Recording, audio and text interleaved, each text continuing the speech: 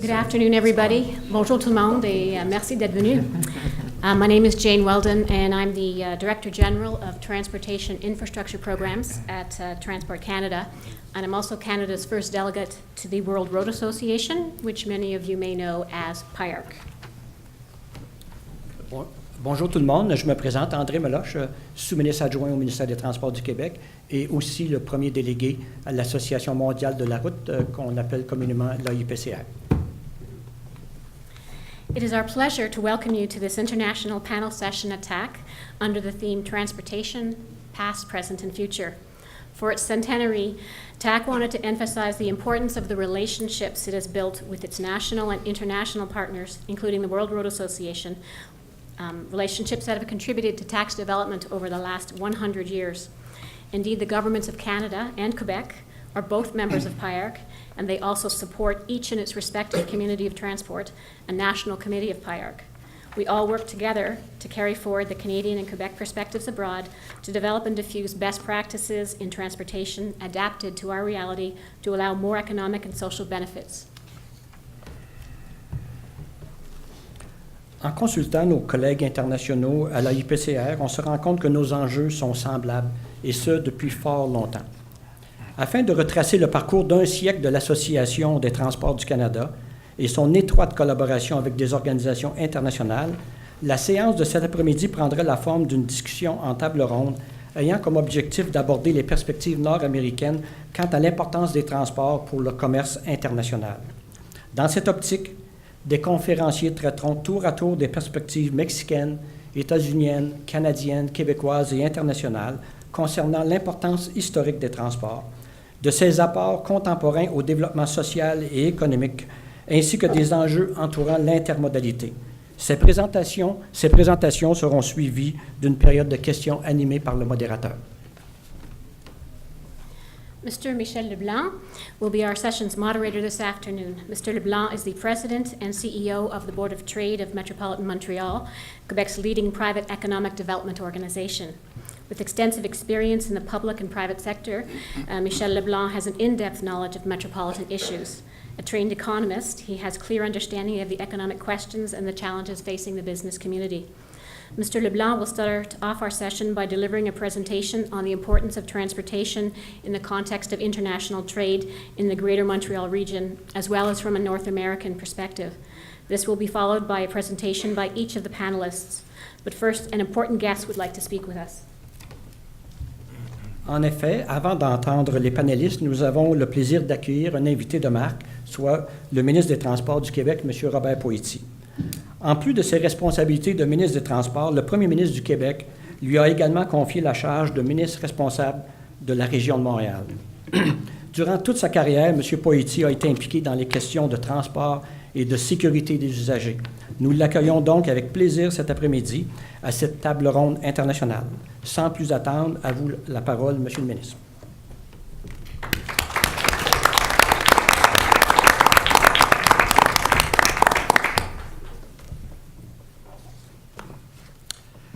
Merci, Monsieur le Premier délégué du Québec et Madame la Première déléguée du Canada, Monsieur le Président intérimaire de l'Association des transports du Canada et sous-ministre de l'Infrastructure et des Transports du Manitoba, Monsieur le Président de l'Association mondiale de la route, distingués panélistes, chers invités, bonjour. J'aimerais à mon tour vous souhaiter la bienvenue à cette table ronde internationale. J'ai accepté avec plaisir l'invitation de me joindre à vous à cette occasion, alors que vous vous pencherez sur l'importance des transports du point de vue du commerce international. Nous aborderons notamment les défis auxquels est confronté le secteur des transports dans le contexte économique mondial actuel. À cet égard, l'existence de forums d'échanges internationaux est d'une importance primordiale. En ce congrès du centenaire de l'Association des transports du Canada, il est bien de se rappeler que tout au long de l'histoire de ce pays, les transports ont joué un rôle crucial dans son développement. Ils ont tissé la trame de l'économie sur de vastes distances en forgeant également des liens commerciaux solides partout autour du globe. Without a doubt, the transportation sector is one of the most dynamic sectors of modern society. Here in Canada, as elsewhere, and the latter represent a large share of our government budget because it is directly related to the rest of the economy. It makes other economy activities possible by binding producers to suppliers and to Canadian and global markets. Ici comme ailleurs, la mondialisation des échanges amène un réaménagement des chaînes logistiques et modifie de façon marquante l'organisation actuelle de tous les systèmes de transport. Ce changement majeur dans le contexte des transports influence la compétitivité des entreprises et les finances publiques. Les progrès accomplis dans le domaine des transports et de la gestion des chaînes d'approvisionnement ont joué et continueront de jouer un rôle primordial dans la croissance économique. Ici à Montréal, nous sommes pleinement conscients de l'importance de la logistique des transports au succès économique d'une grande métropole. C'est pourquoi nous avons mis en place la grappe industrielle Cargo M. Placée sous le leadership de Mme Sylvie Vachon, présidente directrice générale de l'administration portuaire de Montréal, cette grappe industrielle réunit l'ensemble des principaux acteurs du secteur de la logistique et des transports à Montréal. Cette union d'acteurs, aussi divers que l'Aéroport de Montréal, le Canadien Pacifique, Robert Transport, l'École de gestion de l'UQAM, permet la mise en commun des expertises et des réseaux afin de renforcer la compétitivité de Montréal par rapport à d'autres grandes métropoles du continent nord-américain. Toutes ces entreprises ont bien compris que l'intermodalité étant au cœur de leur modèle d'affaires respectif, elles ont tout avantage à collaborer pour améliorer la logistique des transports à Montréal, améliorant ainsi l'avantage compétitif de chacun des membres dans son domaine respectif. C'est pourquoi j'ai accepté avec grand plaisir d'accorder une aide financière de 100 000 $ au fonctionnement de la grappe Cargo M via le Fonds d'initiative et de rayonnement de Montréal. À mon sens, il s'agit d'un excellent investissement pour le gouvernement du Québec. La coopération internationale favorise également la recherche d'idées novatrices, l'expertise ou la mise en place de nouvelles façons de faire. Elle contribue ainsi au mieux-être de nos sociétés. L'un des objectifs de l'action internationale est donc d'établir des relations avec des interlocuteurs internationaux, gouvernements ou administrations qui offrent des perspectives novatrices, intéressantes et prometteuses. Les grands flux de coopération internationale en transport sont motivés par l'actualité. La décennie de la sécurité routière des Nations unies au niveau international, où le transport des marchandises et la mobilité durable pour le continent américain en sont que quelques bons exemples. Ils favorisent le rapprochement entre les décideurs et autres acteurs et permettent d'échanger sur d'autres façons de faire et sur les possibilités d'utiliser des idées nouvelles au quotidien. Les enjeux actuels, notamment financiers, commandent une analyse des innovations et des idées qui émergent à l'échelle internationale. Ce partage et ces échanges apportent une grande transparence au sein des administrations puisqu'on partage tous le même objectif, celui d'être au service du citoyen et de donner en bout de ligne de meilleurs services publics. Because no government holds a solution to all problems, most of them are committed to international cooperation. In that sense, it is important to stay open-minded towards new opportunities and initiatives that can along the way. Au cours des 100 dernières années, l'industrie des transports a été d'une importance fondamentale dans le développement économique mondial et dans l'établissement de liens économiques entre les nations. L'Association des transports du Canada joue un rôle de premier ordre sur la scène pan-canadienne en facilitant le réseautage et l'échange d'informations au sein du secteur des transports, un secteur toujours en constante évolution. Au bénéfice de ses membres, elle réalise cet objectif, entre autres, en maintenant des accords de partenariat avec d'autres associations et en établissant des relations stratégiques. L'ATC profite des connaissances et de l'expertise de ses partenaires en élargissant les perspectives de ses conseils et de ses comités de travail en offrant une plus grande valeur aux membres actuels et potentiels. J'ai eu l'occasion de le dire à quelques reprises depuis que le premier ministre m'a fait l'honneur de me nommer ministre des Transports. Et je vais le répéter ici également. Les astres politiques sont bien alignés en ce moment et il faut profiter de cette situation pour accentuer la collaboration. Quand les hommes politiques se comprennent, quand les hommes politiques collaborent, à ce moment-là, on peut aller beaucoup plus loin, tous ensemble. We believe that Quebec benefits from its association with the rest of the country and that transportation is an important aspect that unites us as Canadians. On that note, I wish to add that I appreciate the collaboration I have with the Honourable Lisa Ray and the Government of Canada. Depuis sa fondation, l'ATC a su voir loin et voir juste. Elle est demeurée fidèle au passé, mais tournée surtout vers l'avenir. Cette vision stratégique s'est traduite de différentes façons durant les 100 dernières années. Notons la part considérable du Québec dans cet essor. Au cours de son histoire, l'ATC a conclu de nombreux accords de partenariat à l'échelle canadienne et internationale. Ces partenaires internationaux, dont on salue la présence ici aujourd'hui, sont l'Association mondiale de la route, the American Association of State Highways and Transportation Officials, l'Association of Australian Road Transport and Traffic Agency, Austroad, et la Transportation Research Board. J'aimerais aussi m'attarder un peu sur l'Association mondiale de la route, qui a aujourd'hui 105 ans. Je salue d'ailleurs son président, M. Oscar de Bouen, qui nous fait l'honneur de sa présence parmi nous aujourd'hui. Je salue également la présidente sortante, Mme Anne-Marie Leclerc, qui est la première femme à avoir occupé ce poste prestigieux, qui est aussi sous-ministre adjointe du ministère des Transports. L'AIPCR a visé juste en 1909 en formant une association apolitique qui est devenue un véritable forum d'échange, d'information entre des régions du monde rencontrant les mêmes défis. En 1914, lors de sa création à Montréal, l'ATC voulait faire un peu la même chose, mais à l'échelle nationale.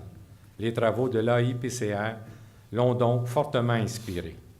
Le Québec s'est particulièrement impliqué, autant dans l'AIPCR que dans l'ATC, avant de créer, 50 ans plus tard, sa propre association, l'Association québécoise des transports, qui fêtera en 2015 ses 50 ans. Aujourd'hui, le Québec et le Canada s'unissent. Leur effort et sont deux gouvernements membres de l'AIPCR, se retrouvant ainsi parmi les 120 pays qui composent l'association.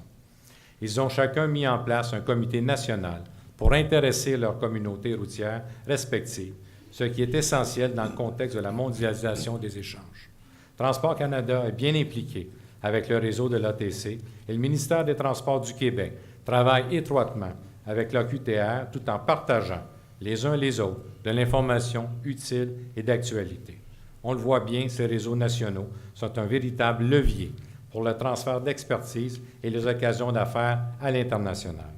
Les accords de partenariat entre une organisation contribuent donc à solidifier la coopération, ce qui permet de faire rayonner les connaissances et les expertises des chefs de file canadiens et québécois sur le plan international. Aujourd'hui, cette table ronde internationale offre l'occasion de débattre des idées qui façonneront les transports et la logistique du futur. Des congrès comme celui-ci donnent l'occasion à des décideurs comme vous de se pencher sur l'avenir de leur industrie. Au cours des prochains jours, je vous souhaite tous de profiter des possibilités d'échange qui s'offrent à nous, puisqu'après tout, nos enjeux sont les mêmes et on se retrouve tous sur la même route. J'ajouterai qu'en tant que ministre des Transports du gouvernement du Québec, je réalise à tous les jours qu'il nous faudra beaucoup innover au cours des prochaines années. Innover sur le plan du financement des projets. Innover également au niveau de la réalisation des projets. Innover enfin pour trouver les meilleures solutions qui répondent aux besoins de transport et de logistique du 21e siècle. C'est pourquoi je compte sur vous et vos travaux au cours des prochains jours pour alimenter notre réflexion. Je suis convaincu que si on travaille de la même façon qu'on travaillait il y a 10 ans, on aura les résultats qu'on a eus il y a 10 ans. Il faut regarder vers l'avenir. Il faut se renforcer par nos forces individuelles, regarder nos voisins, nos amis, leurs succès, leurs difficultés et faire ensemble un succès global. Et ce genre de table-là, c'est à vous que ça appartient et c'est grâce à ces gens-là que je remercie aujourd'hui d'être ici, de nous aider à réfléchir, d'aller un peu plus loin tous ensemble à travers le Canada, via le monde entier qui maintenant est à portée de notre main. Bon après-midi, bonne table ronde. Merci, messieurs.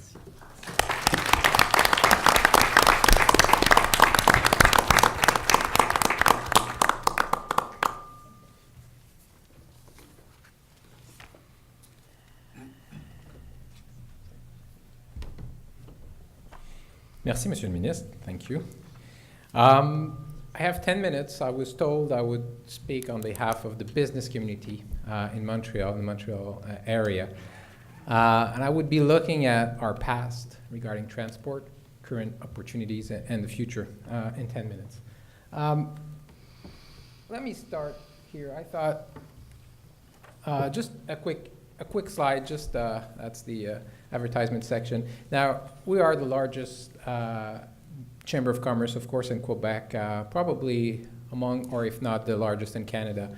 Strong base, has been in existence for 192 years.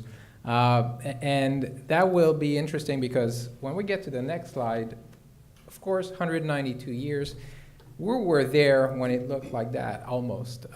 We were there when the city was built, and anyone who's familiarized with that theory, we were built where, because of rapids on the St. Lawrence River, big boats could not go further. That's where it started, and that was very early on about trade. It was a trade city, and eventually it became a hub for railways.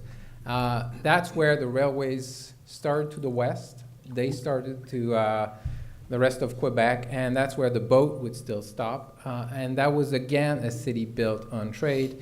And in each of those steps, the Chamber of Commerce, the Board of Trade that I lead today, was very active, dredging the St. Lawrence Seaway, eventually having the railroads built, having all the facilities. The Port Authority was built by the Chamber of Commerce, by my predecessor. It was set in place. All along, clearly, this business community, like each cities around the world where they started strictly because of trade. The institutions, the religious institutions, they were in Quebec City. The sinful merchant were in Montreal. Clearly, in those days, we built things that lasted for decades, if not centuries. This city was the major grain port on the entire planet at the beginning of the last century. And after Second World War, Europe was fed through Montreal. The grain that went through Montreal went to Europe. And that's when we built those huge silos that we don't know what to do now with. But again, we still have many in operation, but we have that huge one actually, which is blocking the view for some, or for people like me think, let's go on the top, you look at the city, it's one of the best views. So these are heritage of our past. Now, another thing about the past is there used to be a time when planes wouldn't go that far. When you wanted to go to Europe, you'd have to do a stop in Gander, Newfoundland, and you would start from Montreal very often. Montreal was the hub, the aviation hub in Canada. And eventually, planes got bigger with longer range. Those stops were not needed anymore. And at the same time, we did a major mistake. We decided we needed two airports. Actually, we thought we would have a very big airport, and we would keep functioning the smaller one.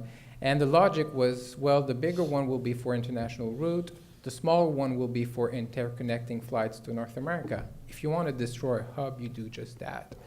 Within years, people stopped coming to Montreal to do that transit. They went to Toronto. Of course, various decisions were made by Air Canada, and eventually we lost that hub status.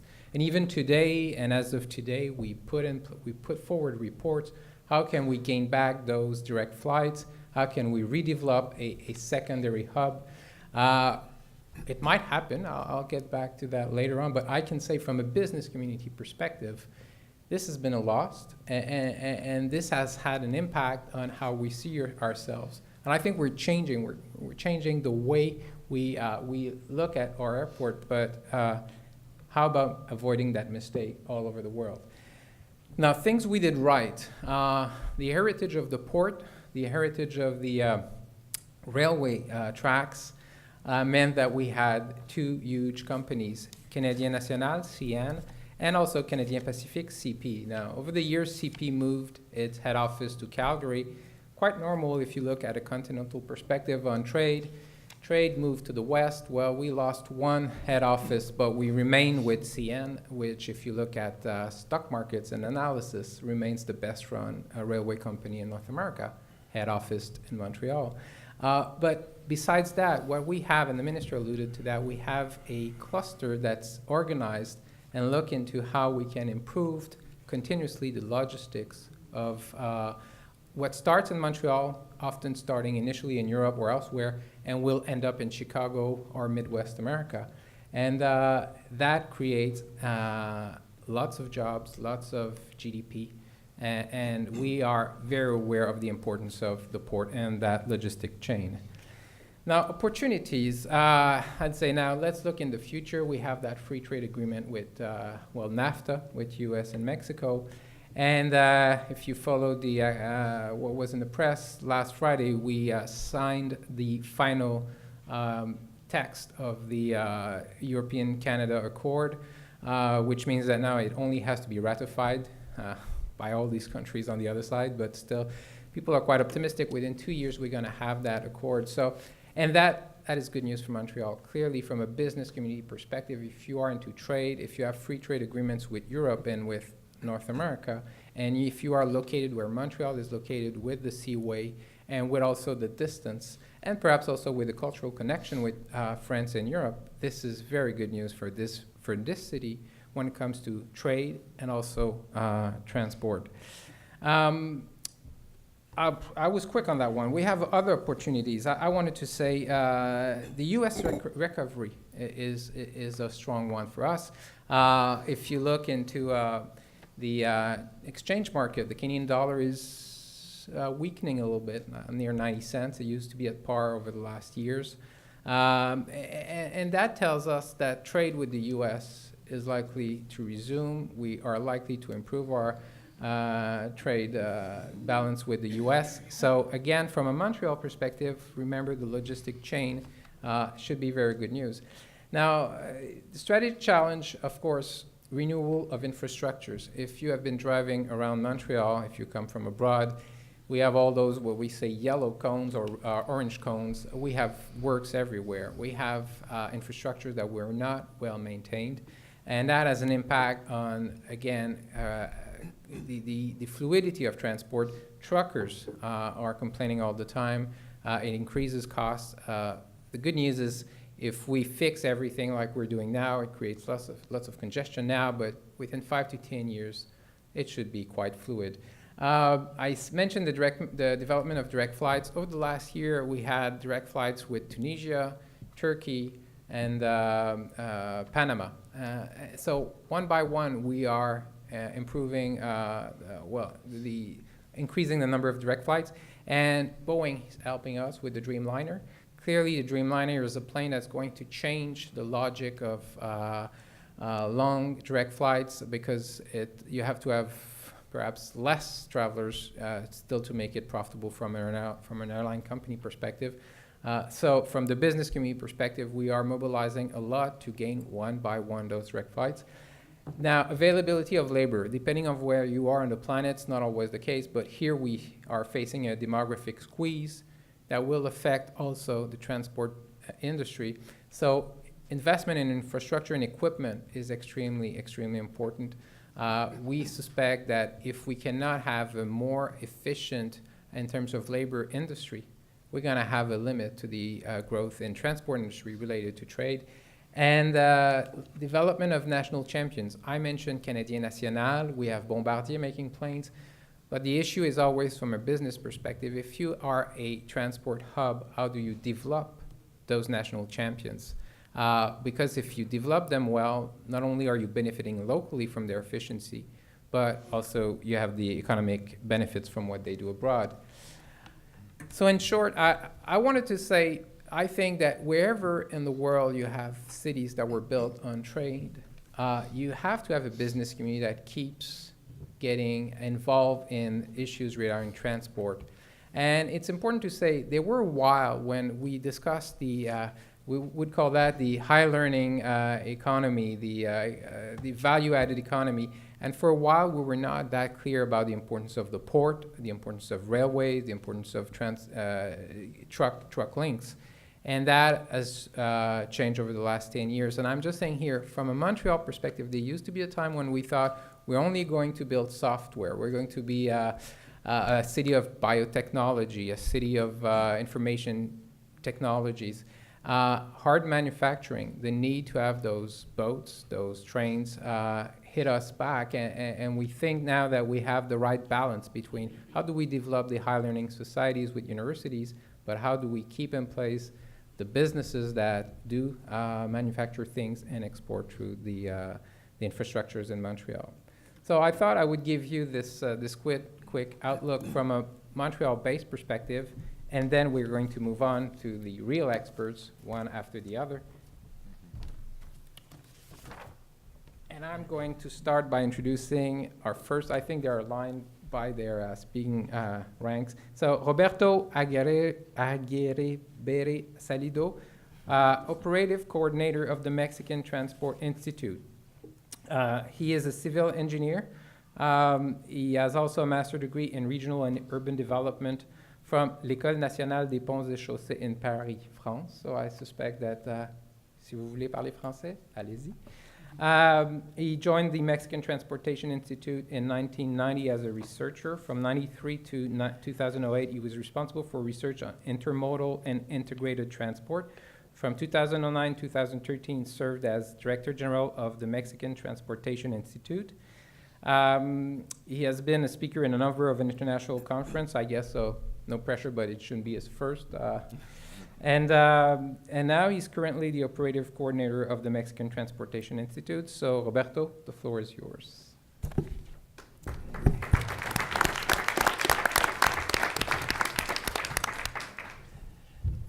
Merci bien, Michel. Bon après-midi, messieurs, dames. I want to thank, first of all, to people at TAC for the invitation. I feel honored to be here in this international panel. If you go there, you can change your answer. Okay. So, if you don't mind, I will stay here at my seat. I have this technology device which will help me with the slides. So, la présentation que j'ai préparée pour vous, c'est une perspective du commerce et du transport entre le Canada et le Mexique, qui a bien sûr une liaison très forte avec ce qu'on vient de nous dire Michel Leblanc, et l'importance du commerce dans les villes, l'importance du transport et surtout l'importance maintenant du transport et du commerce parmi les trois pays qui font le traité de l'Amérique du Nord en matière de commerce. Quelle est la situation de nos pays maintenant, le Canada et le Mexique, par rapport au commerce dans le monde entier? Le Canada a le deuxième rang, enfin la deuxième position en 2012, et le Mexique le 17e. Même s'il y a une différence d'ordre, c'est toujours le même ordre d'importance, de grandeur entre le commerce des deux pays par rapport au reste du monde. Ce qui fait de nous deux partenaires très importants, aussi dans le monde que dans notre continent. La participation du Mexique dans le commerce du Canada, c'est de 3,4%, ce qui n'est pas négligeable, mais bien sûr, il peut être beaucoup plus important. Par contre, le poids du commerce dans le commerce du Mexique, le commerce international, c'est 4,2%, ce qui est quand même un peu plus important. Nous avons aussi une place très importante parmi nos propres partenaires de commerce. Le Canada, le Mexique est le troisième au Canada, selon ce que j'ai appris de ce chiffre, et le Mexique, le Canada est le quatrième par rapport au Mexique.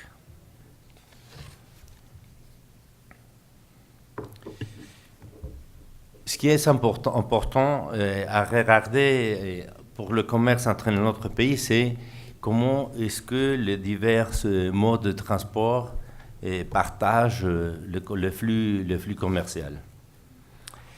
Et ici, c'est une vue de le partage par mode du Canada, du commerce du Canada avec le reste du monde.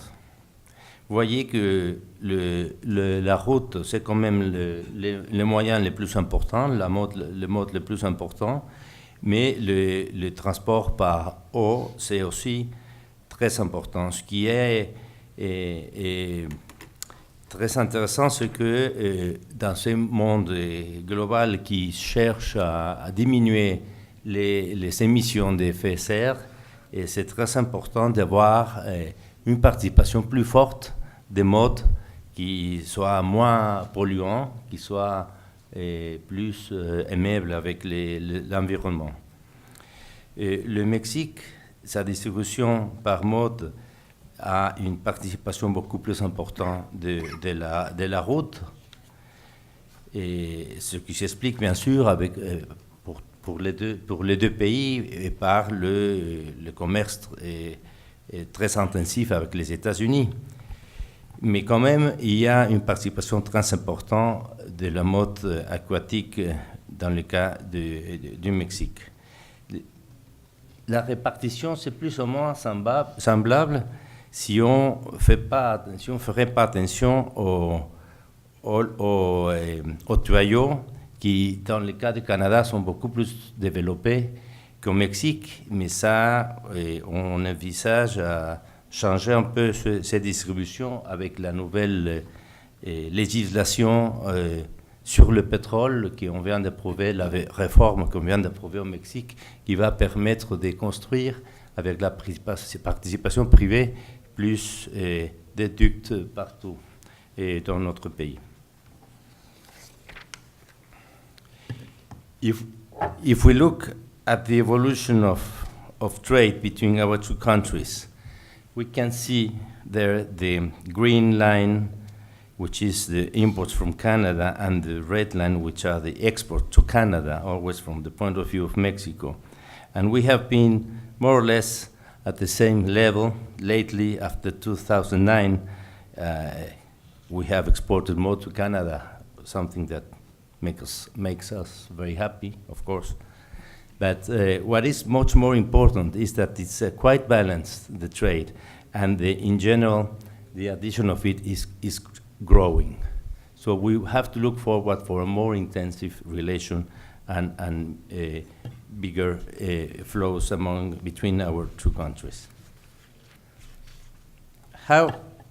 What happened between the two countries? Because I just showed you what was the modal split for the foreign trade of each country with the rest of the world. But these new pie graphs show what is really the modal split between the two of us only, the two countries. So we do have, surprisingly, in 95, a very good, reasonable split. A lot of rail, less road, good amount of transport and air. But what happens in 2012? Of course, have you seen the trade has been growing a lot, but it seems that share of growth was taken mostly by road. So we are using the United States, as a crossing path for our own trade.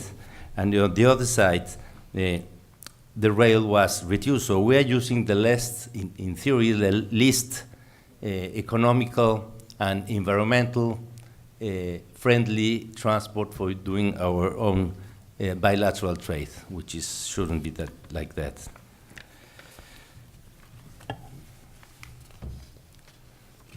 What can we do to improve this modal split in each direction of our common trade? As of 2012, we'll see that from the point of view of Mexico, the exports from Mexico to Canada go mostly by road, of course, a good amount by rail, and small amount by water transportation. On the other side, the imports, I think can be also improved.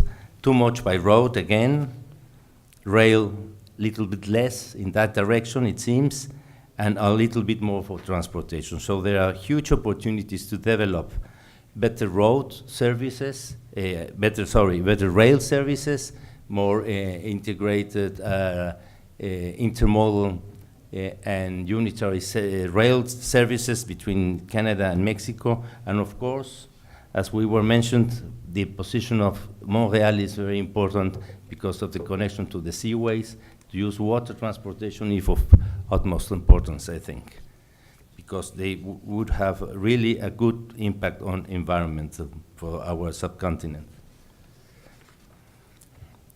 There are different choices, of course, depending of the shippers and of the kind of product that we exchange. We do exchange a lot of vehicle and its parts because of a common participation in the automobile industry. We do also exchange a lot of electric appliances and machines, but maybe vehicles should also make an effort, our common partners in the vehicle industry, to use more the maritime transportation, but of course they can do it better with more rail. Almost half of our trade is this kind of manufacturing products. And the top Mexican imports for Canada, what we do import from Canada, there's much more variety. So there are more opportunities to use, I think, different kind of transportation. Of course, lots of seeds and other kind of agricultural products, as well as ore and heavy loads like steel and cereals and other typical bulk cargo that could use more the maritime transportation. What is the position in the geography of the transportation for our trade? You can see in this small map that most of our water transportation, which is shown in the green color, goes out from Vancouver and doesn't go out from Montreal, unfortunately. Of course, that has to do a lot with the origin of the products. But what is surprising is that those trade flows that go out from Vancouver go mostly to our Gulf Coast seashore. As you see in the percentage in green on the Gulf of Mexico, there's most of this trade goes through those ports in the Gulf of Mexico. On the other side, we do have land transportation from let's say, Toronto and Ontario, and through Emerson, and those go directly into the north border of Mexico, into 1, 2, 3, three crossing points there, the most important crossing points in Mexico. And those kind of flows go by rail, either by rail or road. We do have most of our land transportation for our trade coming out of Ontario through Windsor and Sarnia, of course, which are the biggest red arrows there, and those come, of course, through the northern border of Mexico, through this Texas state. And at least we do have some, I think, most important from the point of view in money that will grow, of course, commerce by air, and that does come from Toronto and in a little and smaller amount from Montreal. What is good to know is I think that would be increasing. I come from a city in Mexico, which name is Querétaro, and we are proud to be one of the most important partners in Mexico with Bombardier. And I think one of the good signs of improved trade within us is that we have a direct flight from Mexico City now to Montreal, not yet from Querétaro. That would be too good for me, but maybe in the future. And we do have much more interaction. So when direct flights appear, it's not just only, of course, for tourism, it's mostly, I think, for business. And we have that going on already. So for those who are part of the industry, of transportation industry, and look for opportunities to develop service, I think there are good opportunities in looking at the trade between Mexico and Canada, and to develop improved services. There is a good hint, I think you know that one, the Foreign Affairs, Trade and Development of Canada has this webpage where you can find what are Canada's priority market and what should you go for. Thank you very much.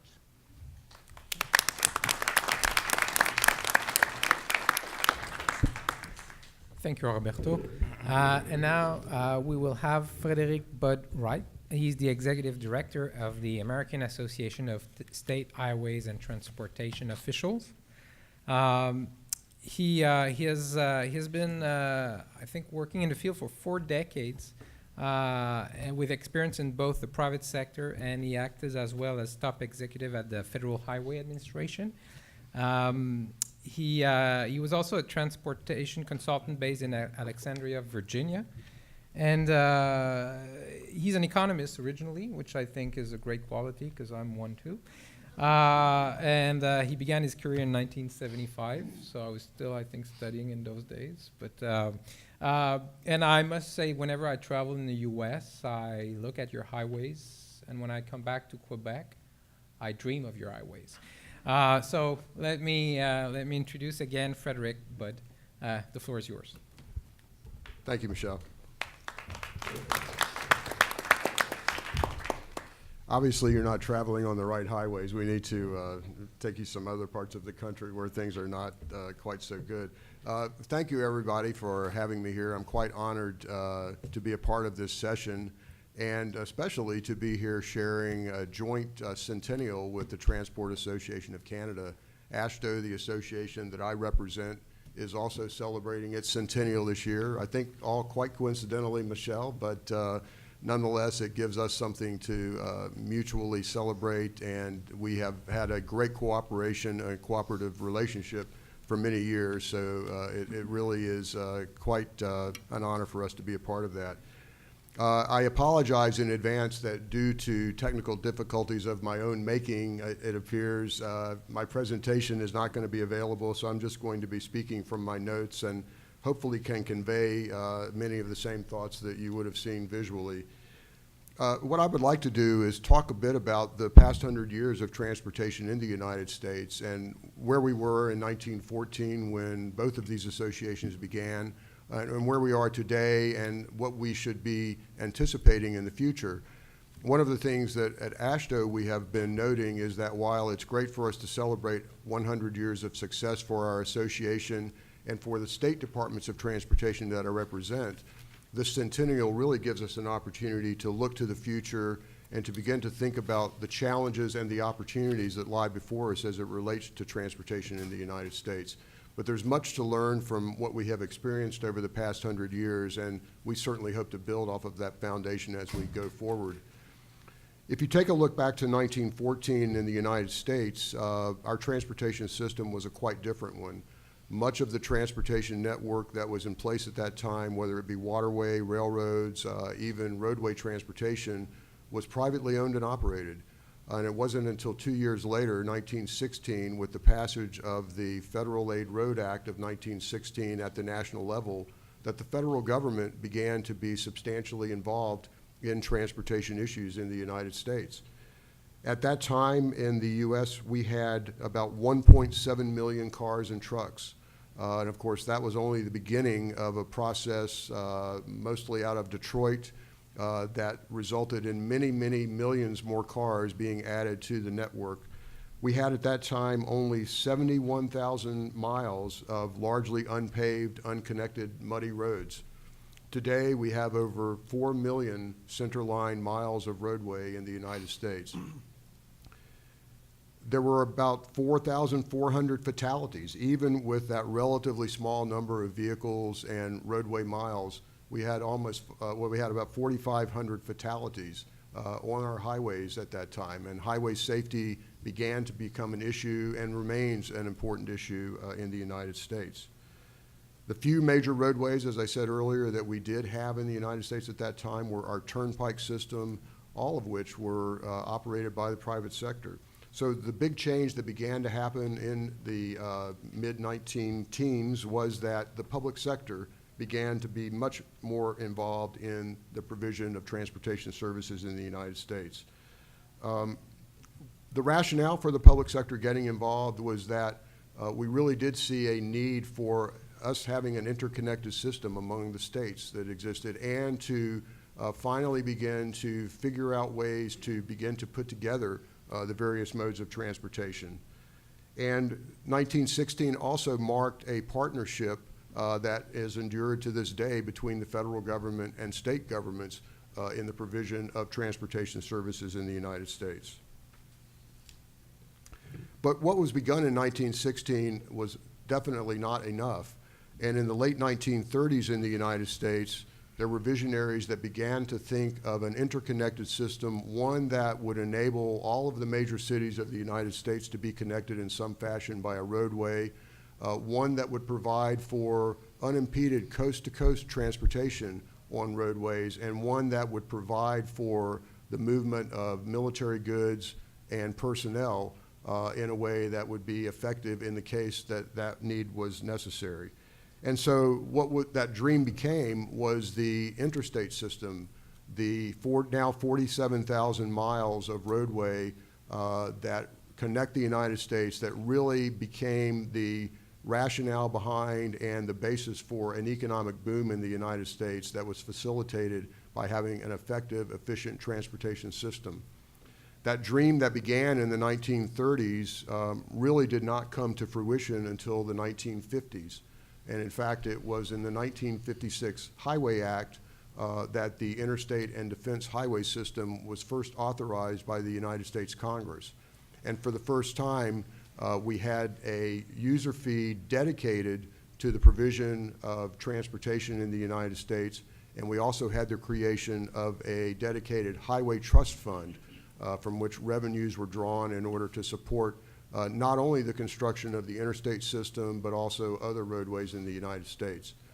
Later in the 1960s, that account, the Highway Trust Fund, was opened up so that public transportation expenses also were derived from Highway Trust Fund revenues collected from highway users. That interstate system, which began as a dream in the 1930s and began to be constructed in the 1950s, was not completed until around 1990, or actually into the 1990s. And it's estimated in 2010 dollars that that interstate system cost about $450 billion to construct. Yet the returns on that investment have been enormous, and the United States continues to rely on its interstate system as the backbone of a multimodal, integrated, connected transportation system. The interstate in the United States constitutes just over 1% of all the roadway mileage in the United States, yet it carries 25% of the vehicle miles traveled in the U.S. and almost 40% of the freight transported over highways in the United States. So again, on 1% of the roads, 25% of the mileage driven in the U.S. occurs. In the 1960s and 70s in the U.S., again, we began to look beyond highways and rail and began to think about public transportation as a federal responsibility and a place where the federal government began to play a significant role. In the 1990s, intermodal transportation planning became an important element of how we proceeded in ensuring that we had balanced transportation systems and that users, transportation users, had choices, especially within urbanized areas, as to how they might travel. Now, interestingly, in those 1990s, 1993, that was the last time that the federal user tax was increased in the United States. We have had an 18.4 cent per gallon of gasoline tax in place for now over 20 years, and that has been the cause of some extreme difficulties today as it relates to finding a reliable and sustainable source of revenue for federal investment in transportation. We're now entering a new century, or have entered a new century, and of course, as we look to the future, we are grappling with some substantial challenges. One of the things that has happened over time is that while the federal government is a significant player in the provision of transportation services in the United States, it is far from the only investor. And in fact, as it relates to roadway construction in the United States, the federal government today provides only about 25% of the total resources invested in transportation. State governments provide about 40%, and the remainder from local units of government and increasingly in the U.S., the private sector, a model that has been highly successful in Canada in terms of public-private partnerships is beginning to take hold in the United States, and we're seeing it used on many of the substantial new projects that are costly but yet have the ability to generate enough revenues to repay bondholders. So public-private partnerships, we think, are going to be a part of our future, but I don't think there's anyone in the United States that believes that public-private partnerships will be the primary means by which transportation is provided in the U.S. It will always have a place as it relates to large projects, but for the majority of the needs that we see in the United States, we expect that the traditional means of funding transportation through taxes, whether they be general revenues or highway user fees directed at those who benefit from the use of the highways, to be the primary means of funding those improvements. One of the things that we know that we have to deal with as we move forward is that we rely very substantially on the United States economic vibrancy and the quality of life for Americans on our transportation system. And yet many Americans, as I suspect is the case around the world, take transportation services for granted. And as a result, we have not seen the kind of political support that we would hope to see from the United States citizenry for additional investment in transportation. It is assumed that we have the resources necessary to take care of needs, and in fact, that is far from the case. So one of the things that we at AASHTO have been focusing on, along with many other partner associations in the United States, as well as the U.S. government, is to make the public aware of just how important transportation is and can be in their daily lives, and that we do not have to take for granted some of the things that we consider to maybe be a cost of doing business as it relates to transportation. Things like significant roadway congestion in urbanized areas, things like the fact that still over 30,000 Americans die each year on our highways just in the course of traveling to work or recreation or whatever other business they may have in an automobile.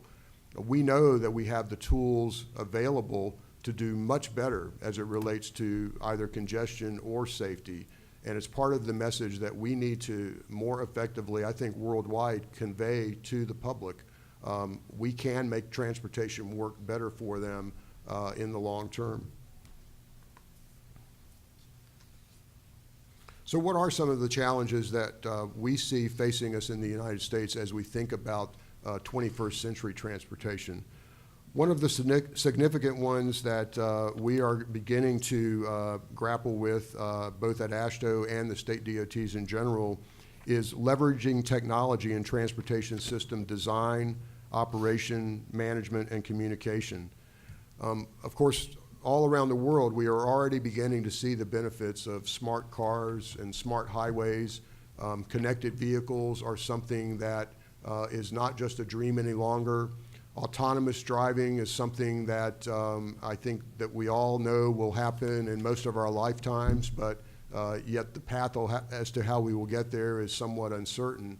But there is much other technology that is currently available to us that make the act of driving on a roadway or being a passenger on a roadway in the case of an autonomous vehicle a reality.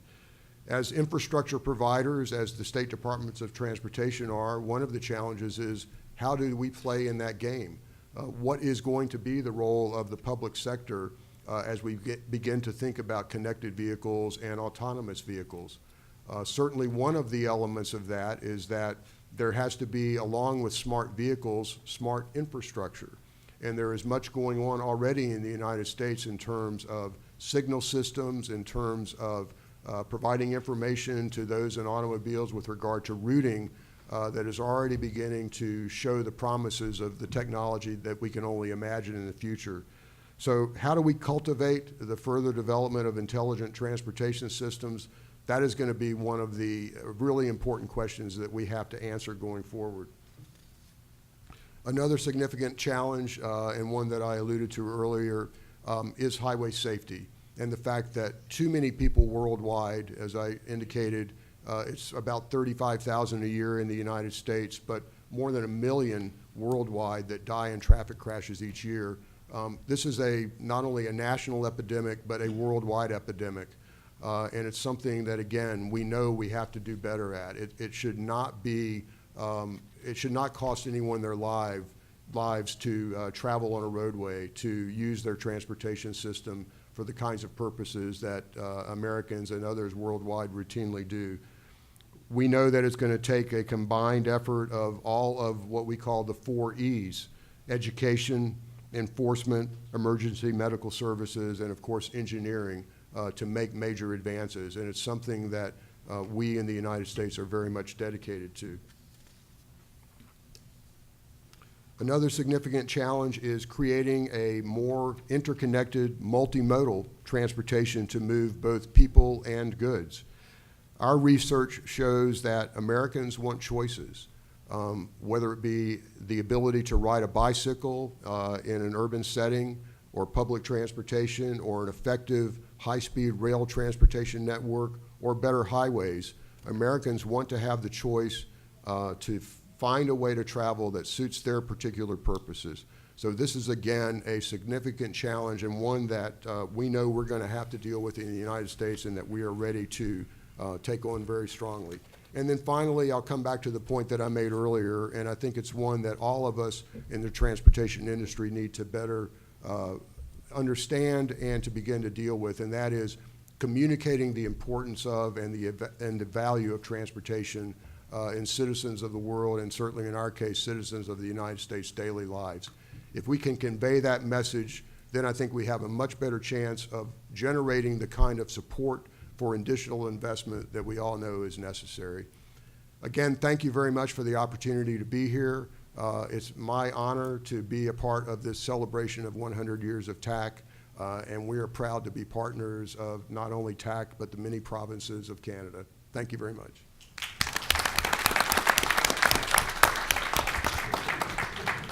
Thank you, Bud. We'll have one more speaker before the break. Louis Lévesque, sous-ministre à Transport Canada. En fait, depuis 2012, sous-ministre des Transports, de l'Infrastructure et des Collectivités. Il a commencé sa carrière, en fait, c'est un économiste à l'origine, un autre, bravo. Il a commencé sa carrière attendez un petit peu que je remonte au début. Ah, voilà, à Québec, comme fonctionnaire à la Régie des assurances agricoles du Québec, puis au ministère des Finances. Et il est arrivé en 1991 au ministère des Finances du Canada. Moi, j'ai quitté en 91, aucun lien. Et après ça, il a occupé divers postes. Il a été sous-ministre des Affaires intergouvernementales au bureau du Conseil privé de 2006 à 2008 et sous-ministre du Commerce international de 2008 à 2012. D'ailleurs, le premier ministre du Canada l'avait nommé Sherpa canadien pour le sommet du G20 en 2010. Bref, je me disais... Commerce international, relations intergouvernementales, Transport Canada, la personne toute rêvée pour décider si on va avoir un péage sur Champlain. Puisque, voilà, alors c'était pour l'introduire pour qu'il se sente bien à l'aise d'en parler. Donc, M. Louis Lévesque, sous-ministre Transport Canada. Merci. Alors, je suis très heureux d'être à Montréal à l'occasion de la conférence de l'Association canadienne des transports, qui fête son 100e anniversaire, et aussi la rencontre fédérale provinciale des ministres des Transports. Toujours l'occasion d'avoir de bonnes discussions. Je vais laisser au ministre l'occasion de discuter des mérites ou non des péages. That's a safer place for a non-elected, non-partisan civil servant. The first thing, very striking parallels between and what has been said about the United States and Canada. And look at it from the perspective of past, present, and future. This country has been built around transportation. We have, a lot of people say, massive geography in relation to history, in terms of, à Montréal, le fleuve Saint-Laurent, c'était la première voie de communication du Canada. Par la suite, évidemment, le développement des chemins de fer over the years, the railways, like linking the Atlantic to the Pacific. And in the same vein, it was described with the United States. At the mid-century and the 20th century, a felt need for more organization, more involvement, and the federal government, through Transport Canada, but all kinds of other agencies, got really into the transportation business. And maybe a frame to look at this, or to think about that, is what role in like the federal government in that kind of national government in a federal country play. Well, you can be an operator, a owner-operator, you can be a funder of things, and you can be a regulator or a policymaker. And I would say the first period was heavily marked by the fact that we took matters into our own hands, building, obviously, like being in charge of building airports, ports, owning and running ports and airports, the navigation, air navigation systems, significant funding for roads, and probably in the mid-1950s, we don't play a very important role in running roads, but we're a funder. We regulate everything that's maritime and aviation, and so we played a very hands-on kind of a role. We owned a major railway, CN, before it was privatized. We owned an airline like Air Canada or Trans-Canada Airlines, then Air Canada, then merged with Canadian Airlines in terms of, and that was seen as integral to the role of national government at the time to kind of provide for not in the sense of making it available, but build it and run it like a significant portion of the transportation infrastructure. And in terms, that really had a major impacts in terms on the development of the country. The other example of that is the decision with the U.S. to build the Central and Seaway in the 1950s, and that led to its opening in the early 1960s, and construction of a bridge that I am now responsible to build the replacement for here in Montreal, the Champlain Bridge. So pretty significant direct action as owner-operators. Well, facts change, la vie,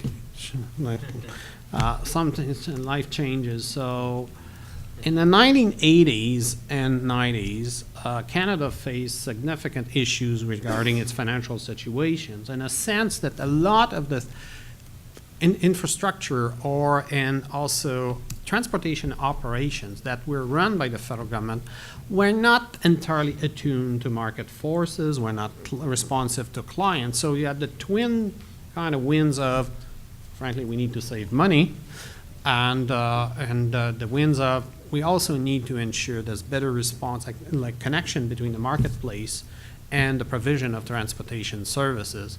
And the federal government went through Transport Canada in a very massive exercise of divestiture and really refocused its role from an owner-operators towards a policymaker and a regulator. In the process, I would say the funding portion also took quite a significant reduction, and we basically reduced our involvement with funding and infrastructure, which some people would say, well, look around and it shows in terms, but that was kind of a very, in terms of like intended decision in the face of very difficult fiscal circumstances. And so from an owner-operator in the 90s and 80s, we went to a much market-based approach in our role of regulator and a policymaker, and with much reduced funding. And I think, so, you changed fundamentally in terms of about what you were doing.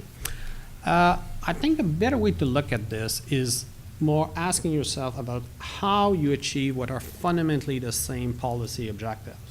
What do we want and that's part of it's fundamentally the Transport Canada mandate, which is a safe and secure transportation system, an efficient transportation system, and an environmentally friendly transportation system.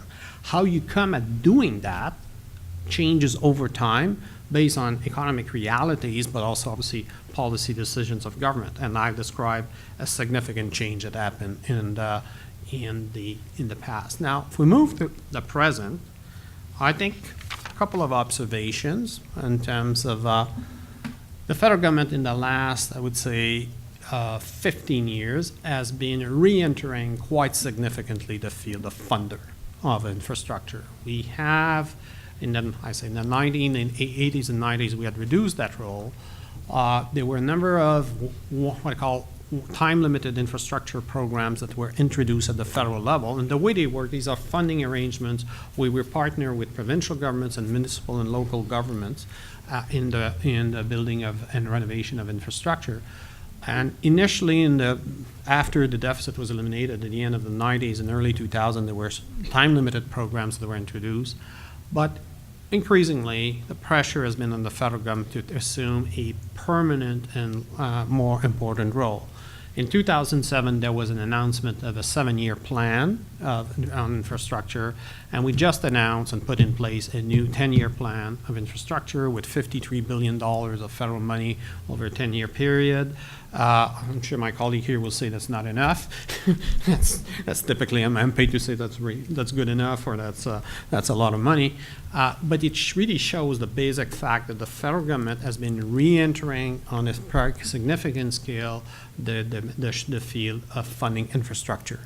At the same time, obviously, we remain the basic policy decision of not being, quote, in the operation, but being mostly in the regulation and policy has been largely kind of heeded. But there are some notable exceptions, I would say.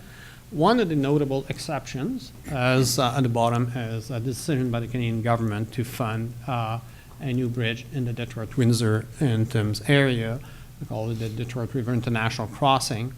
The Canadian government has been has identified this as probably a top infrastructure priority, and I've been working diligently with the U.S. to make this happen. We're making significant headway. We've established a ground corporation where we have all the agreements we need with the U.S. We have the Ontario government is building a road, like the road going to the new bridge, and we have basically we're in lineup in terms of procuring the new bridge.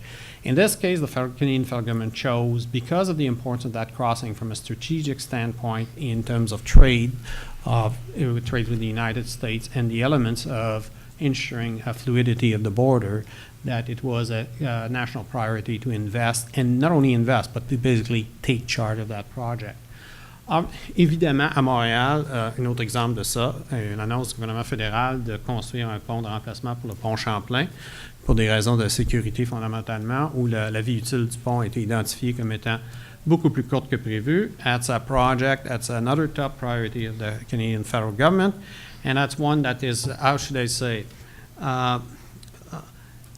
generating lively discussions on the relative financing responsibilities of the federal government, provincial governments, and users in terms, and there's a whole debate, as people from this area know, about user fees and not user fee. The Canadian government's policy statement has been clear. The Minister and the Prime Minister have indicated that we're building this bridge as a P3, in terms which is a private-public partnership, and there would be tolls on that bridge, amount and levels to be determined later, but that is obviously a very active subject. Because it's always bad to be between the last speaker before a break in terms of like that mindset of people. A few words about the future, and I'll echo some of what has been said, just been said. Next slide, please. Okay. Next. Perfect. I think if I look at the future and the role of Transport Canada and what we do, I would say, obviously, we're going to continue to play a significant role as a funder, but I want to go back to the point that was made. I think we are taking steps in that direction, but I think there's much more to be done in the area of technology.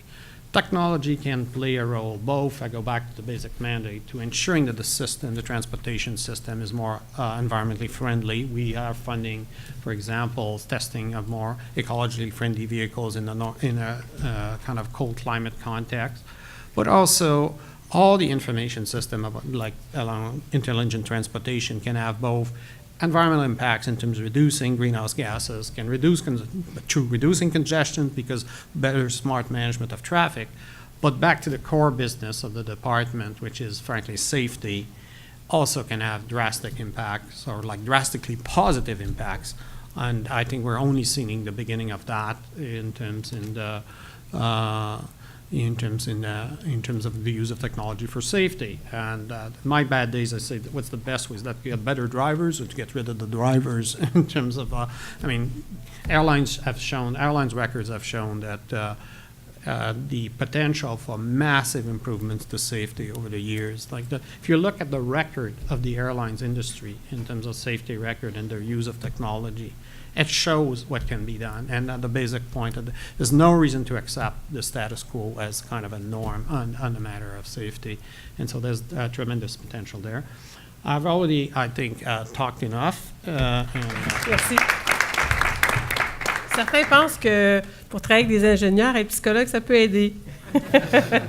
Je le mets à l'épreuve depuis 3 ans, puis ça fait plaisir de travailler avec les gens du ministère des Transports. Donc, bonjour tout le monde. J'ai le plaisir d'être ici aujourd'hui afin de vous entretenir sur les perspectives, comme tout le monde, là, passées, présentes et futures des transports. Vous savez, au ministère des Transports, on est légèrement plus vieux que l'ATC, puisque nous avons célébré nos 100 ans tout récemment en 2012. Donc, et c'était un événement important pour le ministère des Transports. À l'époque, en 1912, on se consacrait beaucoup à l'importante mise à niveau d'un réseau routier qui venait d'accueillir l'automobile au début du 20e siècle. On a innové dès notre début de notre existence parce qu'en 1923, nous avons mis en place une signalisation routière à pictogramme, ce qui était une nouveauté dont les principes ont été repris un peu partout dans le monde. Le ministère a ensuite joué un rôle actif pendant la crise économique des années 30. Déjà, parce qu'on l'est toujours, le ministère des Transports stimule l'économie et crée des emplois tout en réalisant différents travaux d'infrastructure routière. Dans les années 60, vous voyez ici, c'est l'autoroute des Laurentides. En 1961, évidemment, les années 60 correspondent au Québec à ce que nous appelons ici la Révolution tranquille, avec ses réformes politiques importantes visant la modernisation de l'État. Ces années-là ont marqué aussi le début d'une période de grands travaux routiers où le Québec se dote de réseaux routiers modernes, efficaces, qui supportent la prospérité économique et répond aux besoins de mobilité de plus en plus grands de la population. C'est à cette époque qu'apparaissent, mon collègue en parlait tout à l'heure aux États-Unis, qu'apparaissent les premières autoroutes et le ministère devient alors un acteur important du développement économique au Québec. Vous voyez le logo de Transport Québec, c'est en 1973 où la création formelle du ministère des Transports sous sa forme actuelle arrive. Donc là, son mandat s'élargit. Avant, c'était le ministère de la Voirie. Donc, on était très préoccupé par les routes, par mettre en place le système automobile, autoroutier.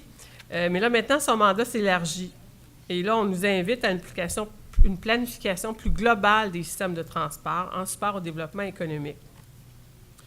Donc, d'un ministère qui était principalement routier, on a dû s'intéresser à l'ensemble des modes de transport et ça nous a amené à diversifier de façon importante nos activités.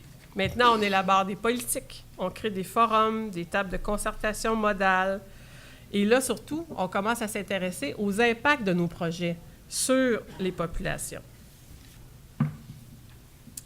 En même temps qu'on développe des infrastructures routières et on voit augmenter le nombre de véhicules, cette augmentation-là nous amène à traiter davantage les questions de sécurité routière.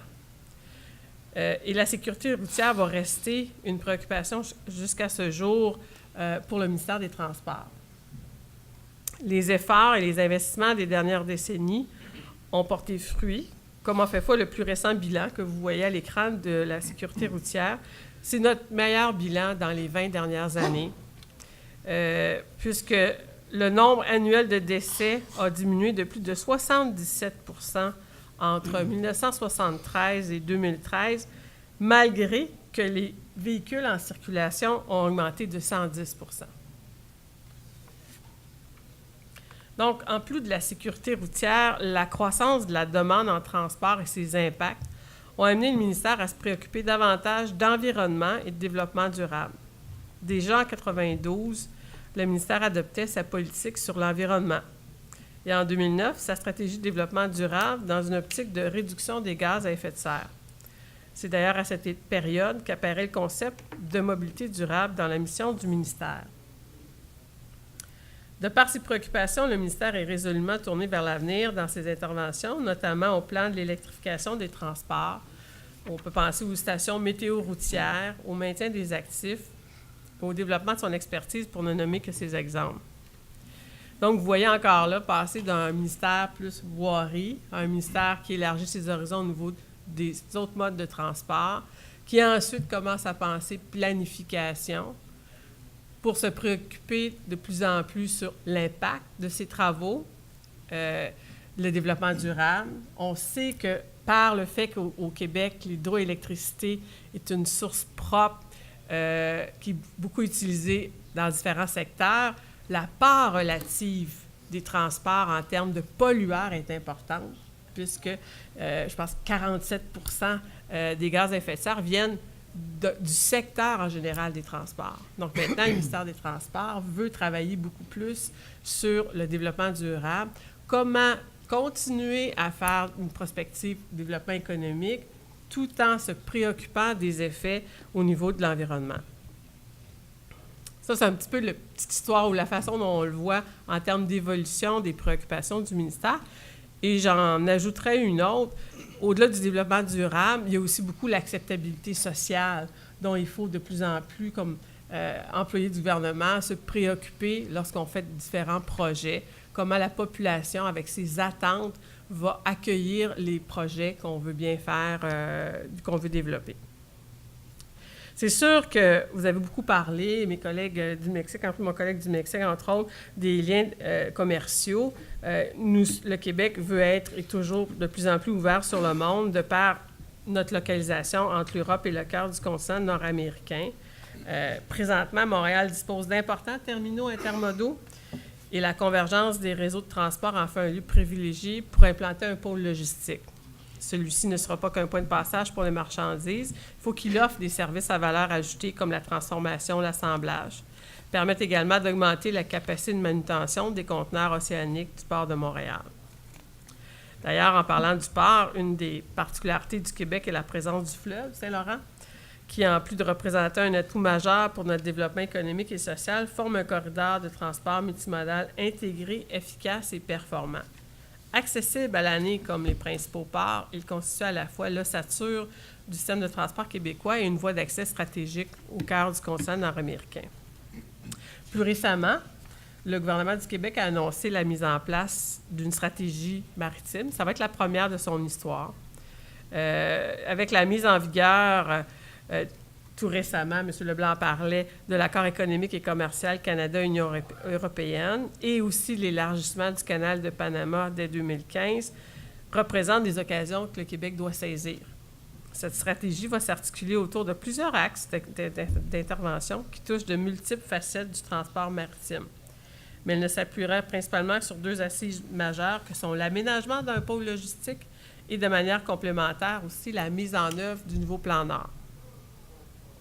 Ce n'est donc pas par hasard si l'économie du Québec est si ouverte sur le monde avec des biens échangés d'une valeur de 153 milliards de dollars en 2013. Bien que le marché des États-Unis demeure le plus important marché d'exportation du Québec, la part des pays outre-mer est en constante augmentation depuis plusieurs années. Cette ouverture de l'économie québécoise demande aussi une grande fluidité des mouvements de personnes et de marchandises. À cet effet, le Québec a été la première province canadienne à se doter d'un réseau stratégique en soutien au commerce extérieur qui le guide dans ses interventions.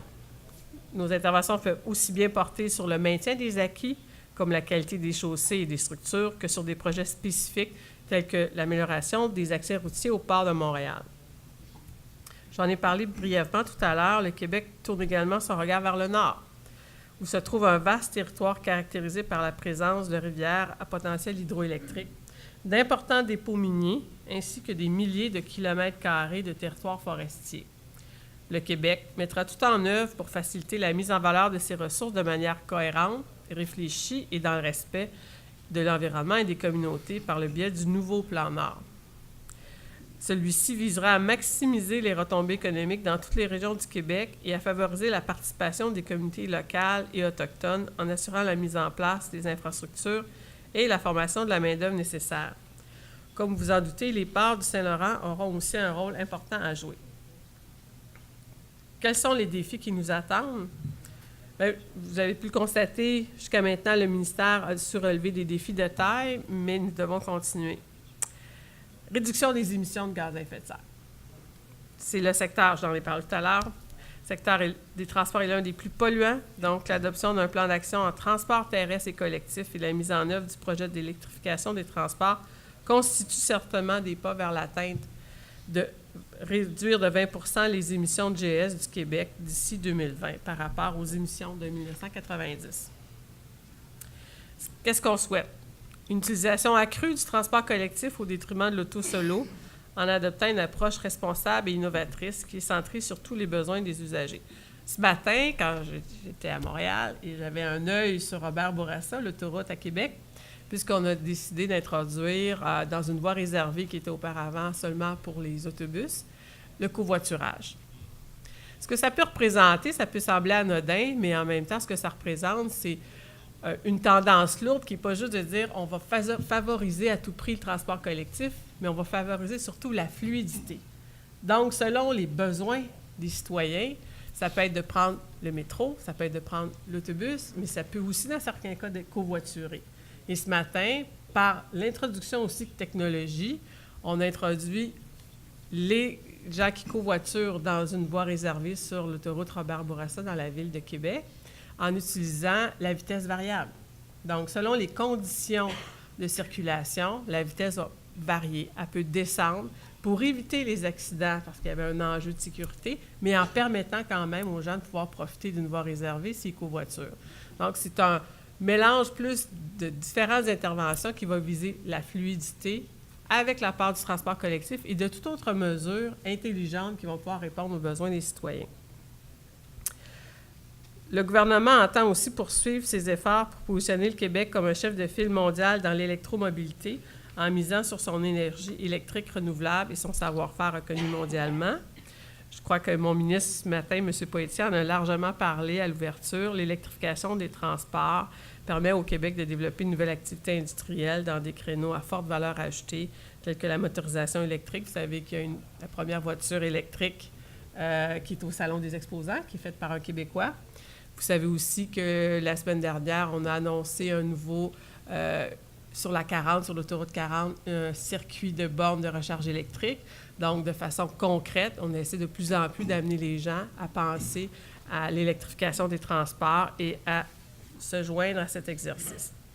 En terminant, parce qu'on me fait signe, il me reste 2 minutes, j'ai dit que je parlerai un petit peu de Turcot, juste pour contrarier Louis, je ne parlerai pas de Champlain, parce qu'on va se voir mercredi. On va plutôt se parler de Turcot. C'est évidemment un projet important pour le gouvernement du Québec, pour le ministère des Transports. C'est une infrastructure qui accueille près de 300 000 véhicules par jour. C'est un défi important où on va avoir besoin du savoir-faire de tous les Québécois pour faire la reconstruction. Et un des défis les plus importants en milieu urbain, c'est évidemment le maintien de la circulation pendant qu'on reconstruit, parce que c'est ce qu'on va faire avec Turcot. Les véhicules vont pouvoir circuler et on va faire une mise en service par étapes des nouveaux tronçons au fur et à mesure que les tronçons vont être complétés pour assurer encore là la fluidité, parce que pour nous, la fluidité, c'est l'économie, c'est la création de la recherche, de la richesse. C'est pour ça qu'on a contourné l'autoroute 30, c'est pour ça qu'on essaie toujours de développer et de mettre à niveau nos infrastructures. Donc, c'est un projet qui est fort important. Donc, j'arrête là-dessus. Ça fait partie de nos différents défis, dont le renforcement de l'expertise au ministère des Transports. On veut faire de plus en plus de choses à l'interne, en complémentarité avec nos collègues, nos partenaires. Donc, c'est un autre défi important. Fait que je vous remercie beaucoup.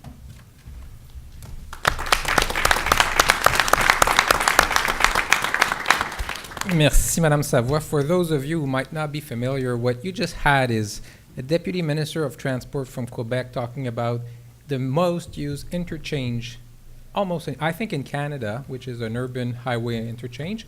And just before you had the Deputy Minister for Transport talking about the most used bridge in Canada. Now, those two infrastructure are in complete decays, have to be rebuilt at the same time, and are about 3 kilometers or about 2 miles one from the other. So let's talk about how we maintain infrastructure in Canada. Also at MIT.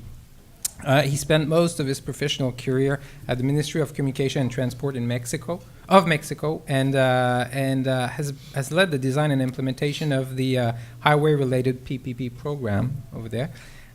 He is now the president of the Road Association, member of the Board of Governors of the National University of Mexico, and act as an independent consultant.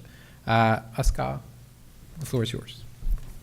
Thank you very much. I would first like to congratulate the Transportation Association of Canada for this, its first centennial. I would also like to thank you for having me here and for letting me participate in this international session. What I want to do today is give you a very brief general perspective about how we at the Asociación Mundial de la Route, the World Road Association, we are looking at the role of road transportation in the future, given the way in which transportation has evolved over the last few decades. For this, I have benefited from a very recent exercise that the association has conducted in consulting and developing some exercises in order to prepare the next strategic plan for the forthcoming 4 years, starting in 2016. So, if we look at where transportation stands today in most countries of the world, we see that transportation systems are essential. Every modern society relies on transportation everywhere. It provides a lot of options for local, national, international travel, both for passengers and for freight. It has a strong impact on the quality of life of people everywhere. And at the same time, it's generated a lot and large set of negative externalities that need to be controlled and mitigated worldwide. If we see what the setting for the different modes of transportation are in most of the world, again, road transportation is generally the main domestic mode for transportation, both for passengers as well as for freight. Railways and pipelines do have some very large, but in general specific roles within the national transportation systems, as do, for example, air transportation, which is essential for international travel and for domestic travel in very large countries such as Canada, US, Mexico. In addition to that, maritime transportation, as we all know, has a very specific role, mostly for international trade. And in the large cities, we are seeing an increasing and returning role for passenger rail transportation. However, if we take a look from the road sector, where do roads fit into all this modal panorama, modal outlook? We can see, and this is taken basically from all countries in the world, or from many countries in the world, that road transportation services are essential. They are, road transportation provides, I would say, the backbone of transportation in most countries. They are, as a consequence, the main mode of transport for freight and passenger. But at the same time, what we are seeing is that in many countries, the phase during which large-scale road construction was performed has largely come to an end. Most countries do have some very large and extensive road transportation system already in operation, especially in the developed world, so that today The main challenge in this area is not on constructing, it's mostly on maintaining and also on improving capacity in some of the most used sections. At the same time, we are seeing, as I said before, that road transportation has a very large negative externalities, such as, I'm using an economist's word, by the way.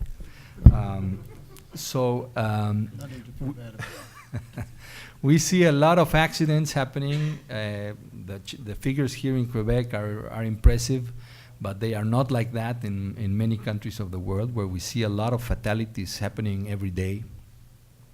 We have a large problem with energy dependence and dependence on oil-based fuels. Of course, congestion in many cities that is becoming increasingly worse. And related to this, also an increasing problem of air pollution, especially in developing countries and in large cities in those countries. But if we see it all in the balance of all this, is that given these sets of, on the one side, dependencies, and on the other side, externalities, negative externalities, what we see is in many countries, road policies are focusing simultaneously on both sides of this coin. First, the quality of service. You need availability, you need good quality services, and on the other side, you need that these services and that these systems perform in a way that is less, that generates less negative externalities. So what are we seeing as a consequence of all this in terms of the road policies that are being implemented in the different countries worldwide? We see some shifts, some changes happening everywhere. For example, there is an increasing recognition that roads do belong to an intermodal transportation system, and as a consequence, they must operate and they must work very well integrated with the rest of the transportation system. This did not happen a few decades ago, and is increasingly happening. Second, the emphasis on permanent, reliable, safe, and high-quality services. This has to be provided every day, year-round, so that people and communities who rely on road transportation do have the services available all year round. Coming together with this need to ensure that road assets are well taken care of, and given the fact that in many countries the road system is the largest public asset in terms of value, there is a clear need to improve the way in which these road assets are maintained and in the way in which they are taken care of. And this does not always happen because everybody prefers to open up new facilities than to maintain existing ones. Again, road externalities need to be reduced, and this leads to specific activities and policies. For example, in the area of road safety, where the association is currently working on a very up-to-date road safety manual, together with the participation of many countries in the world, that will be an asset in helping road people develop adequate safety measure, and this in support of the United Nations Decade on Road Safety.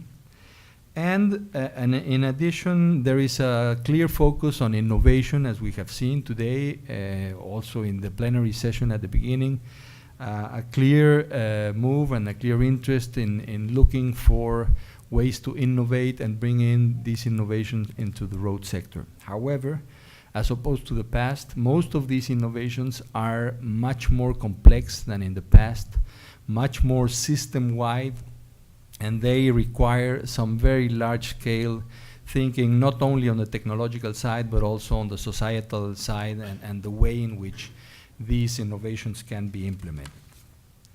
So what would be the implications for the future in this sense?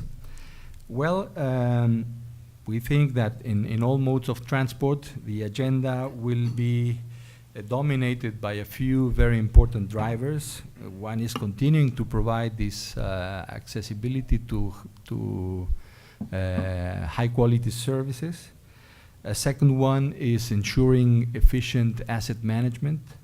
A third would be the mitigation of transport externalities.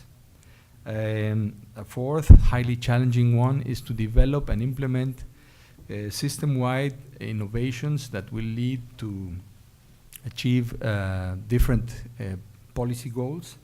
And finally, something that is clearly still needed is expanding capacity selectively by building new infrastructure in order to make sure that you can deal with congestion in specific points. This is in general a view of what it looks like in the developed world. However, we still do have a lot of problems, not as sophisticated one, but much more basic in the developing world. There, we still see that there are substantial inequalities and differences among different regions and countries in the world. If you compare what happens in Africa or some countries in Southeast Asia or even Latin America with the view that you have from Europe or from North American countries, then the differences are noteworthy, they are substantial. In many countries, the mere provision of year-round transportation services is not ensured, is not there. So this remains a top priority, especially in the road sector in many, many countries, and especially in Africa. A third area where actions are needed is in completing networks. What we said that networks are complete in most countries, well, that is true for most of the developed world, but not so much in the developing world. Their road systems do still have significant gaps that need to be covered. So there is a major challenge in developing, constructing, building, putting into operation new infrastructure in some of these developing countries, and at the same time to ensure that we deal with some of the negative externalities of transportation that I have mentioned. In addition to this, and a very, sadly, a very important role that is still not complied with by transportation in many countries of the world is to provide year-round mobility to help fight and eradicate extreme poverty. This is still needs to be something that needs to be done. There is an estimate that about 1.5 billion people worldwide still do not have year-round access to their communities, and this is something clearly unacceptable that needs to be overcome over the next few decades. So finally, what is the World Road Association doing for its strategic plan? We are stressing 4 main areas of work. One is urban and rural mobility. A second is taking into account and dealing with the effects of climate change. A third one, very important, is dealing with road safety, increasing road safety everywhere. And finally, a fourth major topic for the near future is infrastructure and road asset management. In this work, we value very much outreach and being in constant communication and contact with road communities everywhere. We value very much the participation of Canadian transportation professionals and Quebec road professionals in our association. And we look forward to your active engagement and active participation in our association for many more years to come. Thank you very much.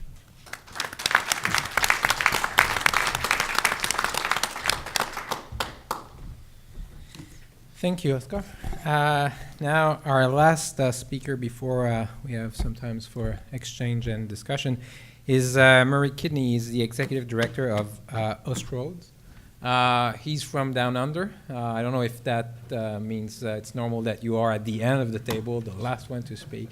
Sorry about that. Next time you'll be right in the middle. Ostroads provide research and advice for the integrated development, management, and operation of the Australasian road system. And it promotes national uniformity, eliminating unnecessary duplication and promoting improved practices. Before taking up his position with Austroads for 10 years, he was the secretary of the Local Government and Shires Association of New South Wales. Before I leave the floor to him, I want to say I have the utmost respect for anyone who does kind of ground research and real experimentation. So here's someone who took the train from Boston to Montreal 2 days ago. And anyone who knows knows that he spent a lot of time in what we call here a slow-speed train. So the floor is yours, Murray. Thank you, Michelle. It's true. I should actually have realised that no one travels on the train from Boston to Montreal, but I was on a holiday for the last few days, so this was the scenic route. But it was a long trip, but very enjoyable. Could I start by thanking both TAC and the Canadian and Quebec National Committees of the World Road Association, and just to give you a little bit of a sort of history and context as to why I'm here all the way from Australia. It was really through the Canadian National Committee of the World Road Association and Réjean Day, who done a lot of work for the committee, that introduced me to Michel Gravel some years ago. One, he was a good guy, but also we realised that there was a lot of activities, institutional background between Australia and Canada, and I'll sort of show you a couple of slides that draw that out. We've had a partnership agreement for several years now. I've been to a couple of TAC conferences before. I've always found it a very rewarding, interesting, educational and particularly enjoyable experience. Only on one occasion have we managed to convince our Canadian colleagues that they should come to Australia, which I think they found productive, but perhaps not sufficiently productive to sort of come another time, but we should try and organise that. But look, I'd like to congratulate Michel and his team for a great job they do with the conference, and also to acknowledge, by way of sort of a compliment, I guess, to the people that are involved in the National Committee, both for Canada and for Quebec, that if you did a comparison through the World Road Association of the most effective national committees, I think those two would probably be number 1 and 2, and you can work out which order they're in. But like, I think as a way of being an inclusive, participatory mechanism of engaging people in the activity of the World Road Association, the two Canadian committees actually do a great job. In Australia, AASHTO does a similar sort of role as the National Committee as what we do as Austroads in Australia, but it's not quite as sort of participatory. It doesn't have the same sort of breadth of engagement. So I think great credit to you. The other thing you might have noticed is that on the program, the speaker from Australia is supposed to be Andy Malazzo. Andy was the chair of Austroads until recently. They had a bit of a restructure in his own agency. So Andy stood down as the Austroads chair. We've now got a chair from Sydney, New South Wales, where I'm based. Peter Duncan. Peter's taken over only a couple of weeks ago. Both Andy and Peter were both keen that I still come. I was a bit sort of apprehensive about that, but I'm very glad to be here. Andy did send his apologies. Were you there this morning, all of you? Okay. That was the most, well, I shouldn't say that was the most impressive part of the presentation, but it had a certain panache. This is what I'd like to talk about. I want to just give you a bit of background about sort of Austroads and how it fits in. Australia in an international context, so you can sort of, for those of you who aren't familiar with all of this, it sort of makes a bit of sense. And then to deal with the sort of some of the recent trends and current and future challenges, and all of that sort of blurs together a little bit. And I don't intend to go into any detail. I can give you some references if you want the sort of detail, that most of it's available on the web. These slides don't have a lot of words. They're just sort of graphics, so you get, the sort of flavour of it all.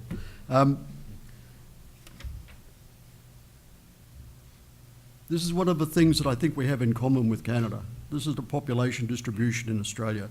Leave aside New Zealand for the moment, but the population's concentrated on a long strip along the coast in our case, along the border in your case, and the rest of the country is sort of very sparsely populated. There's remote communities in isolated areas. and there's some major mining developments of getting stuff out of the ground and to ports. The road network sort of reflects that case. There's, just under a million kilometres of road, a big spend. The next slide, I think, is probably starting to get to the sort of crux of it. In terms of population density, Australia and Canada are similar. Even New Zealand, although it's sort of more compact, is still sort of like population density is quite low compared to certainly places like the UK and EU more generally. And the even more important slide is this one, which is about how many metres of road each member of the population has to maintain, if you think of it like that. And if you think of them as taxpayers, then, like China's got like 1 metre, and Australia's got 41, Canada's 30. So, just in terms of a sort of order of magnitude of having a long road network and a very limited population, and of thinking of those people as taxpayers, then it creates a whole level of challenge that some of the sort of more densely populated countries don't have. And I think that and some of this sort of institutional stuff is really what we have in common with Canada. We're also a federation. The federal government does some of the sort of high-level things. It's mainly in Australia, the involvement is with the National Highway Network, but gets redefined depending on who gets elected to government. But it really just sort of joins the capital cities. At one stage, it was just the sort of, you remember the map, it was just the road that went around the edge. At one particular time, as an employment generation thing, they decided they could join all of the capital cities sort of diagonally as well as in a circle. That doubled the national network, but that's the main element of it.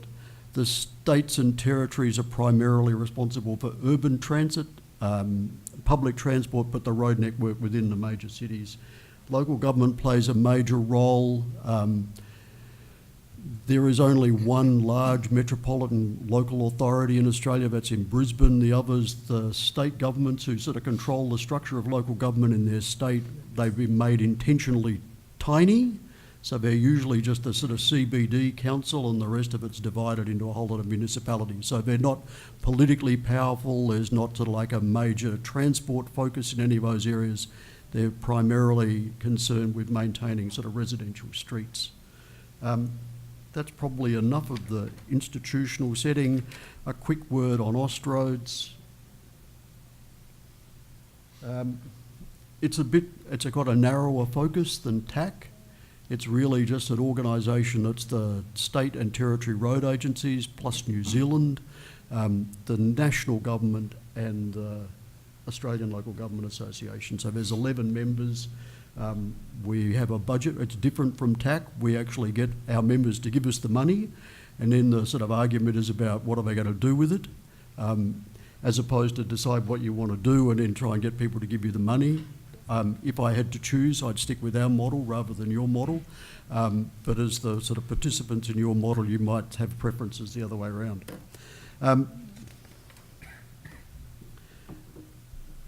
I think Michelle actually said what the purpose of Austroads was in his introduction. It's really the sort of primary purpose is to sort of stop reinventing the wheel. There's sort of some benefits in road agencies in the country collaborating to do things once, do it well, rather than they do it sort of 8 times, 10 times.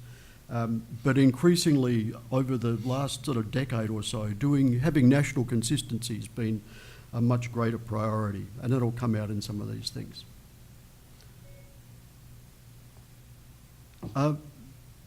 These are the 4 things that I picked out as the sort of recent trends. A national productivity focus. Sorry, I'm getting ahead of myself.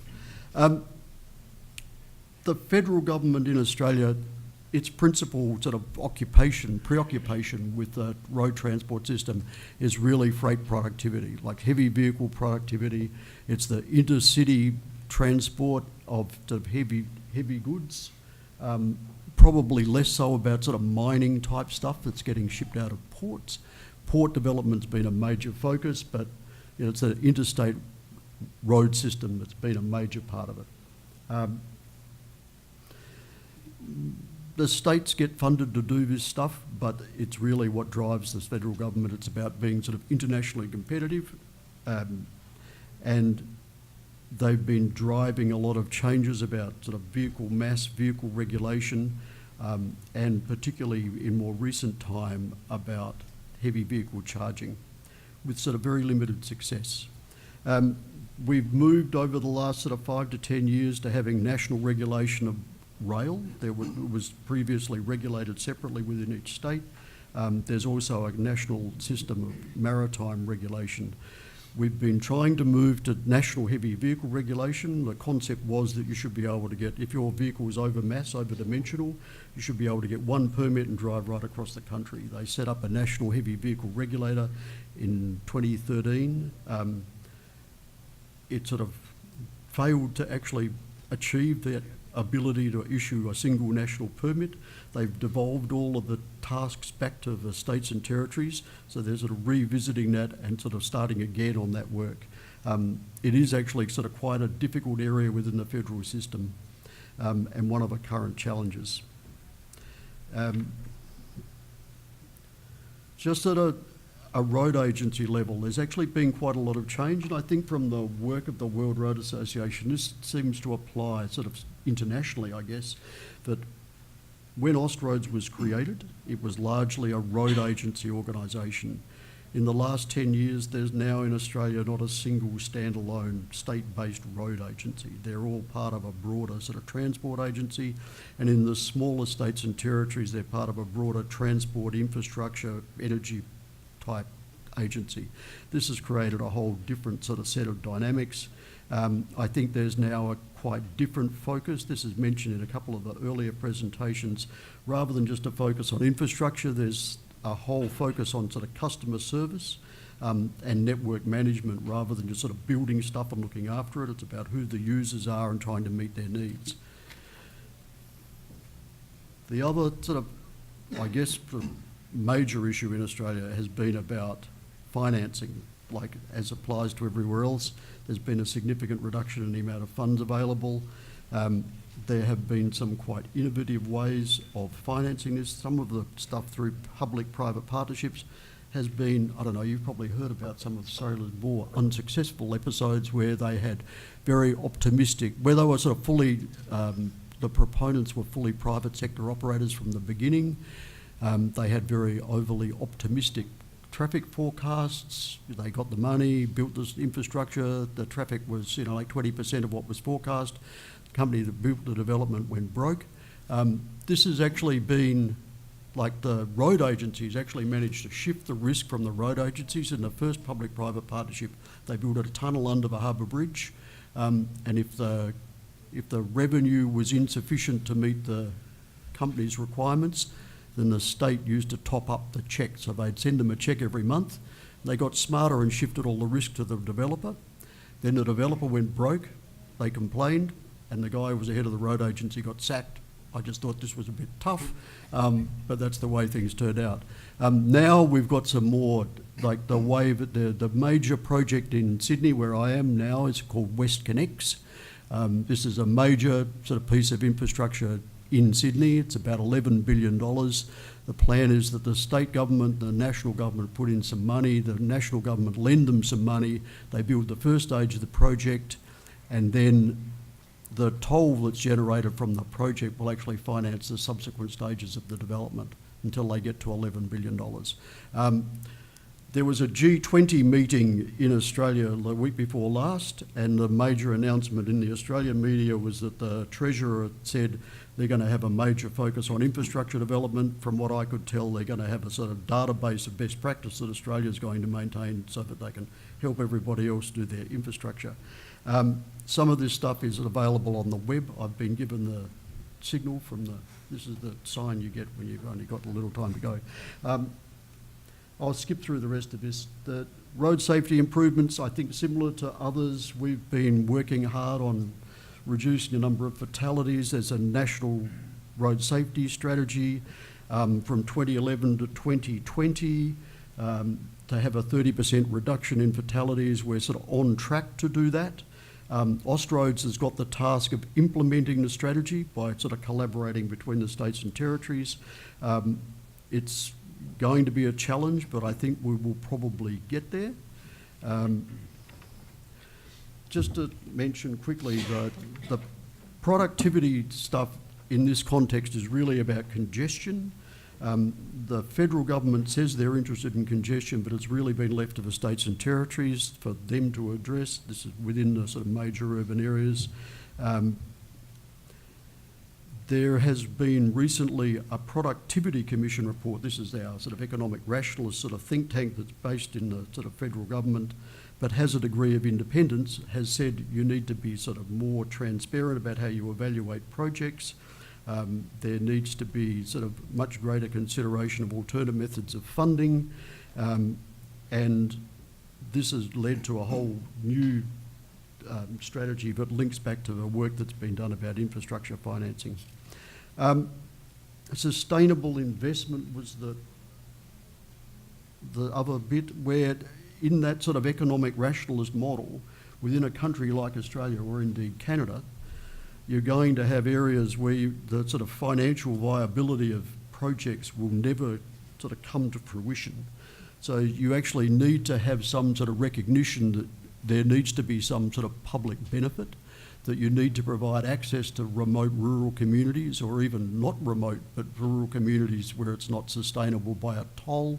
And there's currently quite a big debate in Australia about, well, okay, if you want to move down the path of the sort of, self-financing PPP type stuff, where do you draw the line and who's going to pay for the stuff that's not economic? And so you're sort of actually revisiting things that I think people were sort of taking for granted for the last sort of decade or so. And my final one, I've got two more if I have a moment, sir. One is about workforce skill development. This became a big issue in Australia a few years ago when there was a mining boom. So all of the engineers left the road agencies, left the sort of civil construction area and went and worked in mining. The mining boom's sort of gone off a little, but it's still a major issue for us. As the old guard reach retirement age and move on, there actually isn't the same sort of stream of younger engineers coming through. And particularly there was an issue that was identified by this recent work the Productivity Commission did, which said, like, even apprentices and tradespeople, they don't have enough coming through the system, that there's a whole lot of inefficiencies in the way apprentices are trained, that there's no sufficient incentives. So if you're a sort of, a young guy, you've got a job as a welder, you get sort of $10 an hour. If your friend sort of is driving the truck, he probably gets $30 an hour if he's working in some major construction project. So, why would you want to be an apprentice welder? And it's worse if you want to get retrained if you're 30 years old or 40 years old. You don't want to be going back to getting $10 an hour. So they've actually called for a major rethink of how the apprenticeship system works. And I was going to say that one of the things we've also recognised is the professional development areas of people within road agencies, that it's like the World Road Association and activities such as this and the National Committee stuff that's been really helpful as part of their professional development. And my final point was about transport sector energy efficiency, and I think this is the big challenge for us that currently isn't really on the agenda of either certainly the federal government and most of the state governments. There's not a lot happening in that area, and I think this is where we're significantly behind some of our Canadian and particularly Quebec, who appear to be doing a lot more work in that area and a lot further advanced than what we are in Australia. Thank you.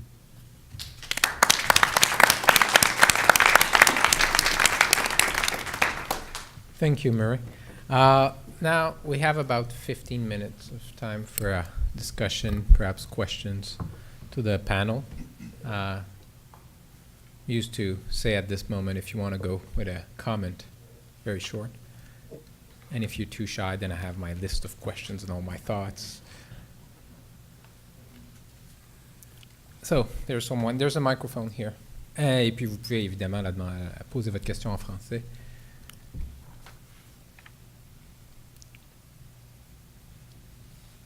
Et vous présenter. Paul Bourque, présentement je suis pour l'association de pas l'association comme bénévole, l'association des ingénieurs en transport. I'm just a local member of ITE. But my question would be, with looking is for the other modes, alternative modes of transportation. Like a lot of young people, they use their skates, they use the boards, they use all kinds of other means of transportation. And really, how do we share the road with all the other modes of transportation? Cycling, the motorized wheelchair, right now they're very affordable. You know, they don't consume much. And people will say, get out of your car, use the motorized wheelchair, and you can ride with it, very cheap, no driver's permit. So how do we legislate to all the users to share the road with all the modes of transportation? So are roads strictly for cars? Anyone want to comment? Madame Savoie?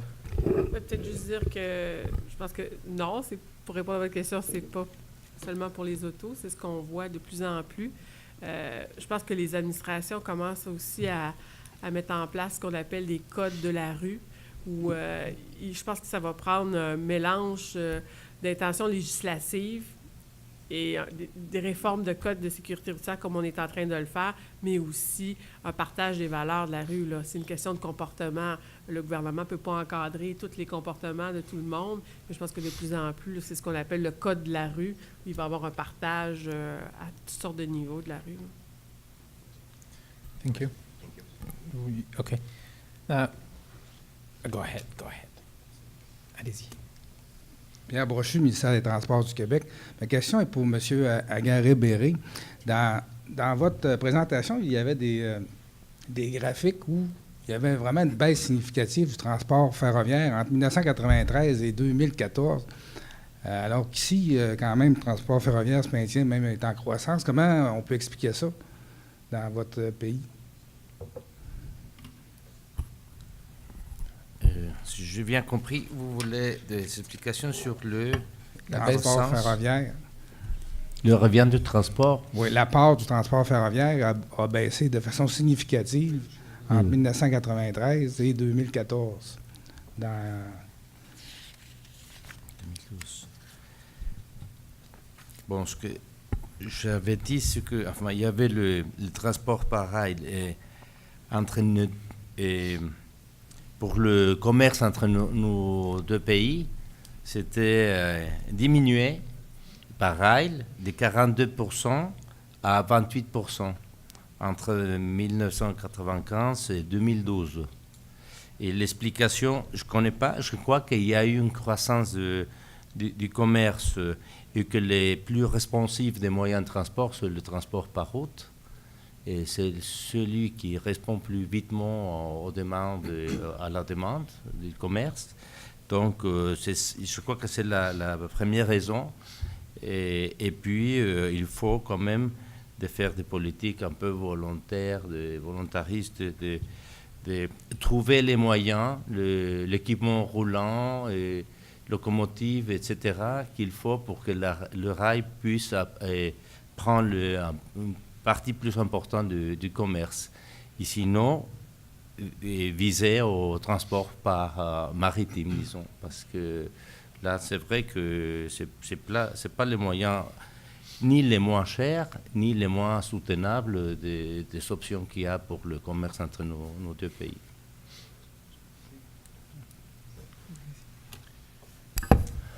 Hello, thank you. Lynn Cowley Falls, University of Calgary. I'd like to ask particularly our non-Canadian and Quebec presenters. You implied issues and challenges around financing. And I think, Mr. Wright, you mentioned in particular you haven't had an increase in the gas tax since, I think it was 1992. We're reaching sort of a critical point, in my view. The infrastructure is aging. We're all aging at the same rate, but it's deteriorating faster, right? It's true. We're getting a more efficient fleet of vehicles, better fuel efficiency, and yet and fewer drivers. We mentioned that we heard that today. The millennials are not adopting cars. So how are you approaching the challenge of financing when the user pay theory through taxes, gas tax in particular, is perhaps diminishing? and there's less of an appetite for toll roads and things like that. So I'd be interested to hear how Australia and other countries under the World Road Congress in the United States and Mexico are handling that. Well, you've actually hit on an extremely important point, and one that we spend a lot of time thinking about at the policy level in the United States. I mean, certainly all that you said with regard to the sustainability of motor fuel taxes is very true. Many in the United States believe that the future of transportation financing, if it remains user-based, and I think that it likely will, is going to be mileage-based user fees. But we also recognize that we're not ready yet, at least in the United States, to adopt that. The technology is probably pretty close to there, but at least in the U.S., the public acceptance of that approach, which still has the specter of invasion of privacy and other issues that are extremely important in the U.S., is very much in play.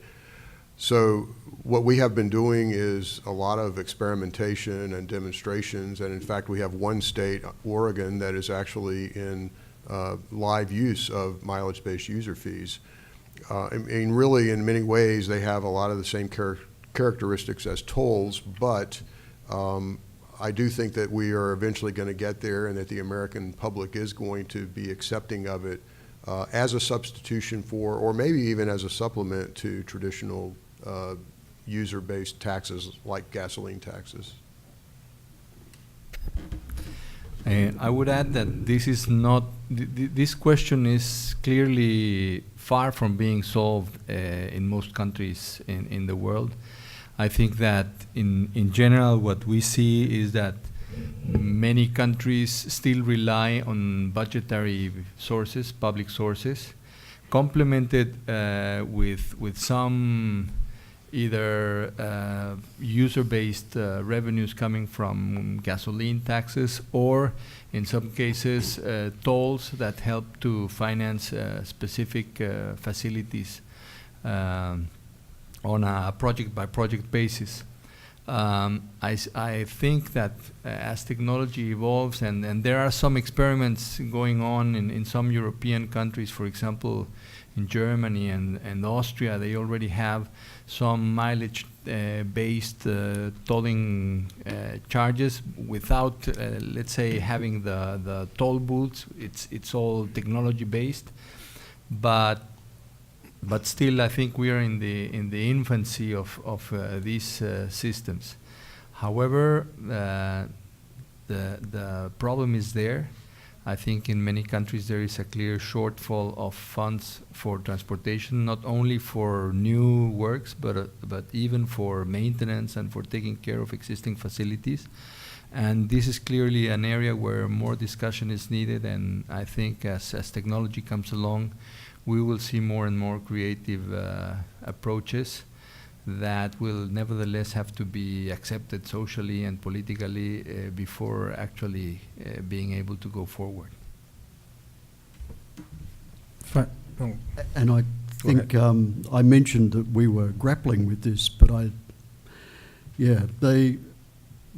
think we're actually starting from further back. Like currently the fuel tax isn't hypothecated to the road network, it's just sort of general revenue, so you're actually not even starting from there, which in some ways mightn't be a bad thing now.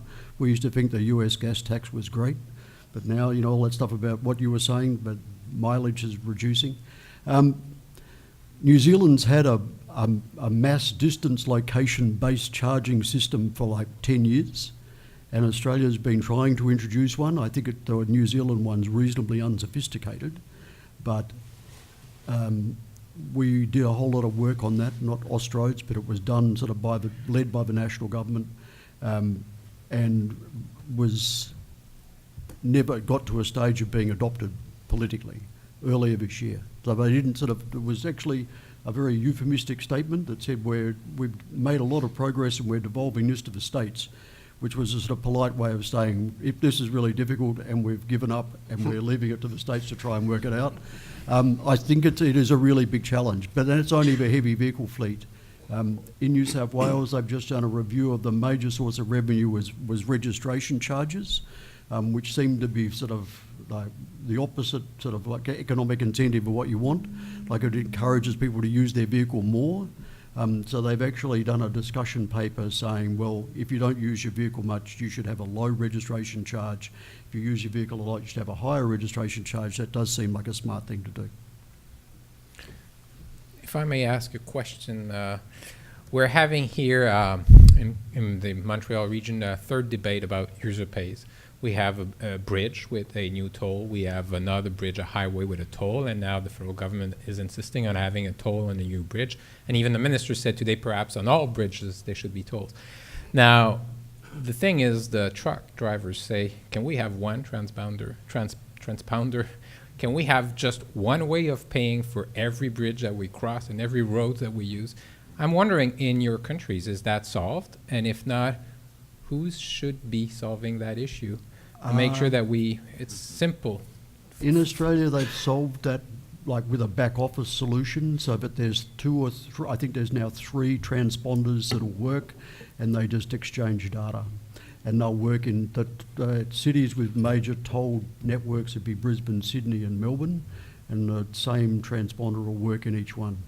I used to sort of take my thing off my windscreen, take it in the plane with me, get the rental car, glue it back onto the windscreen, but they've got better about that now, so like it'll work. I can comment on the situation in Mexico. There, this is a big issue. There is an ongoing search for what we call an interoperability solution to this problem.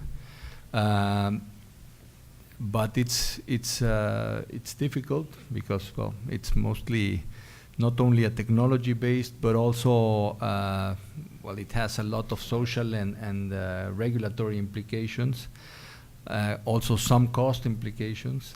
And I think the technological solution is there. It can be done via suitable and combination of transponder and antennas that are able to read the information on each vehicle and charge it. And also this back office kind of solution is also there. It's something that has worked in several countries, and it can be implemented. The main problem is social and regulatory. And well, I think as we see more and more PPPs and more private sector participation in infrastructure of this kind, I think it's going to be a much more relevant issue to have a common standard and to have people be prepared to work within a common framework that will allow you to solve these kind of issues. But it's not easy, especially if you're starting from a situation where everybody has a solution now and you have to move towards a single one. Can we expect the quick solution from our American neighbor? I don't know if I can say it will be quick. The federal government did step in the United States and require interoperability among toll operators. We do not have it today, and so depending on what region of the country you might be traveling in, you would use a different transponder in order to pay. So we will eventually get there, but we have not gotten to that point as of yet. Thank you.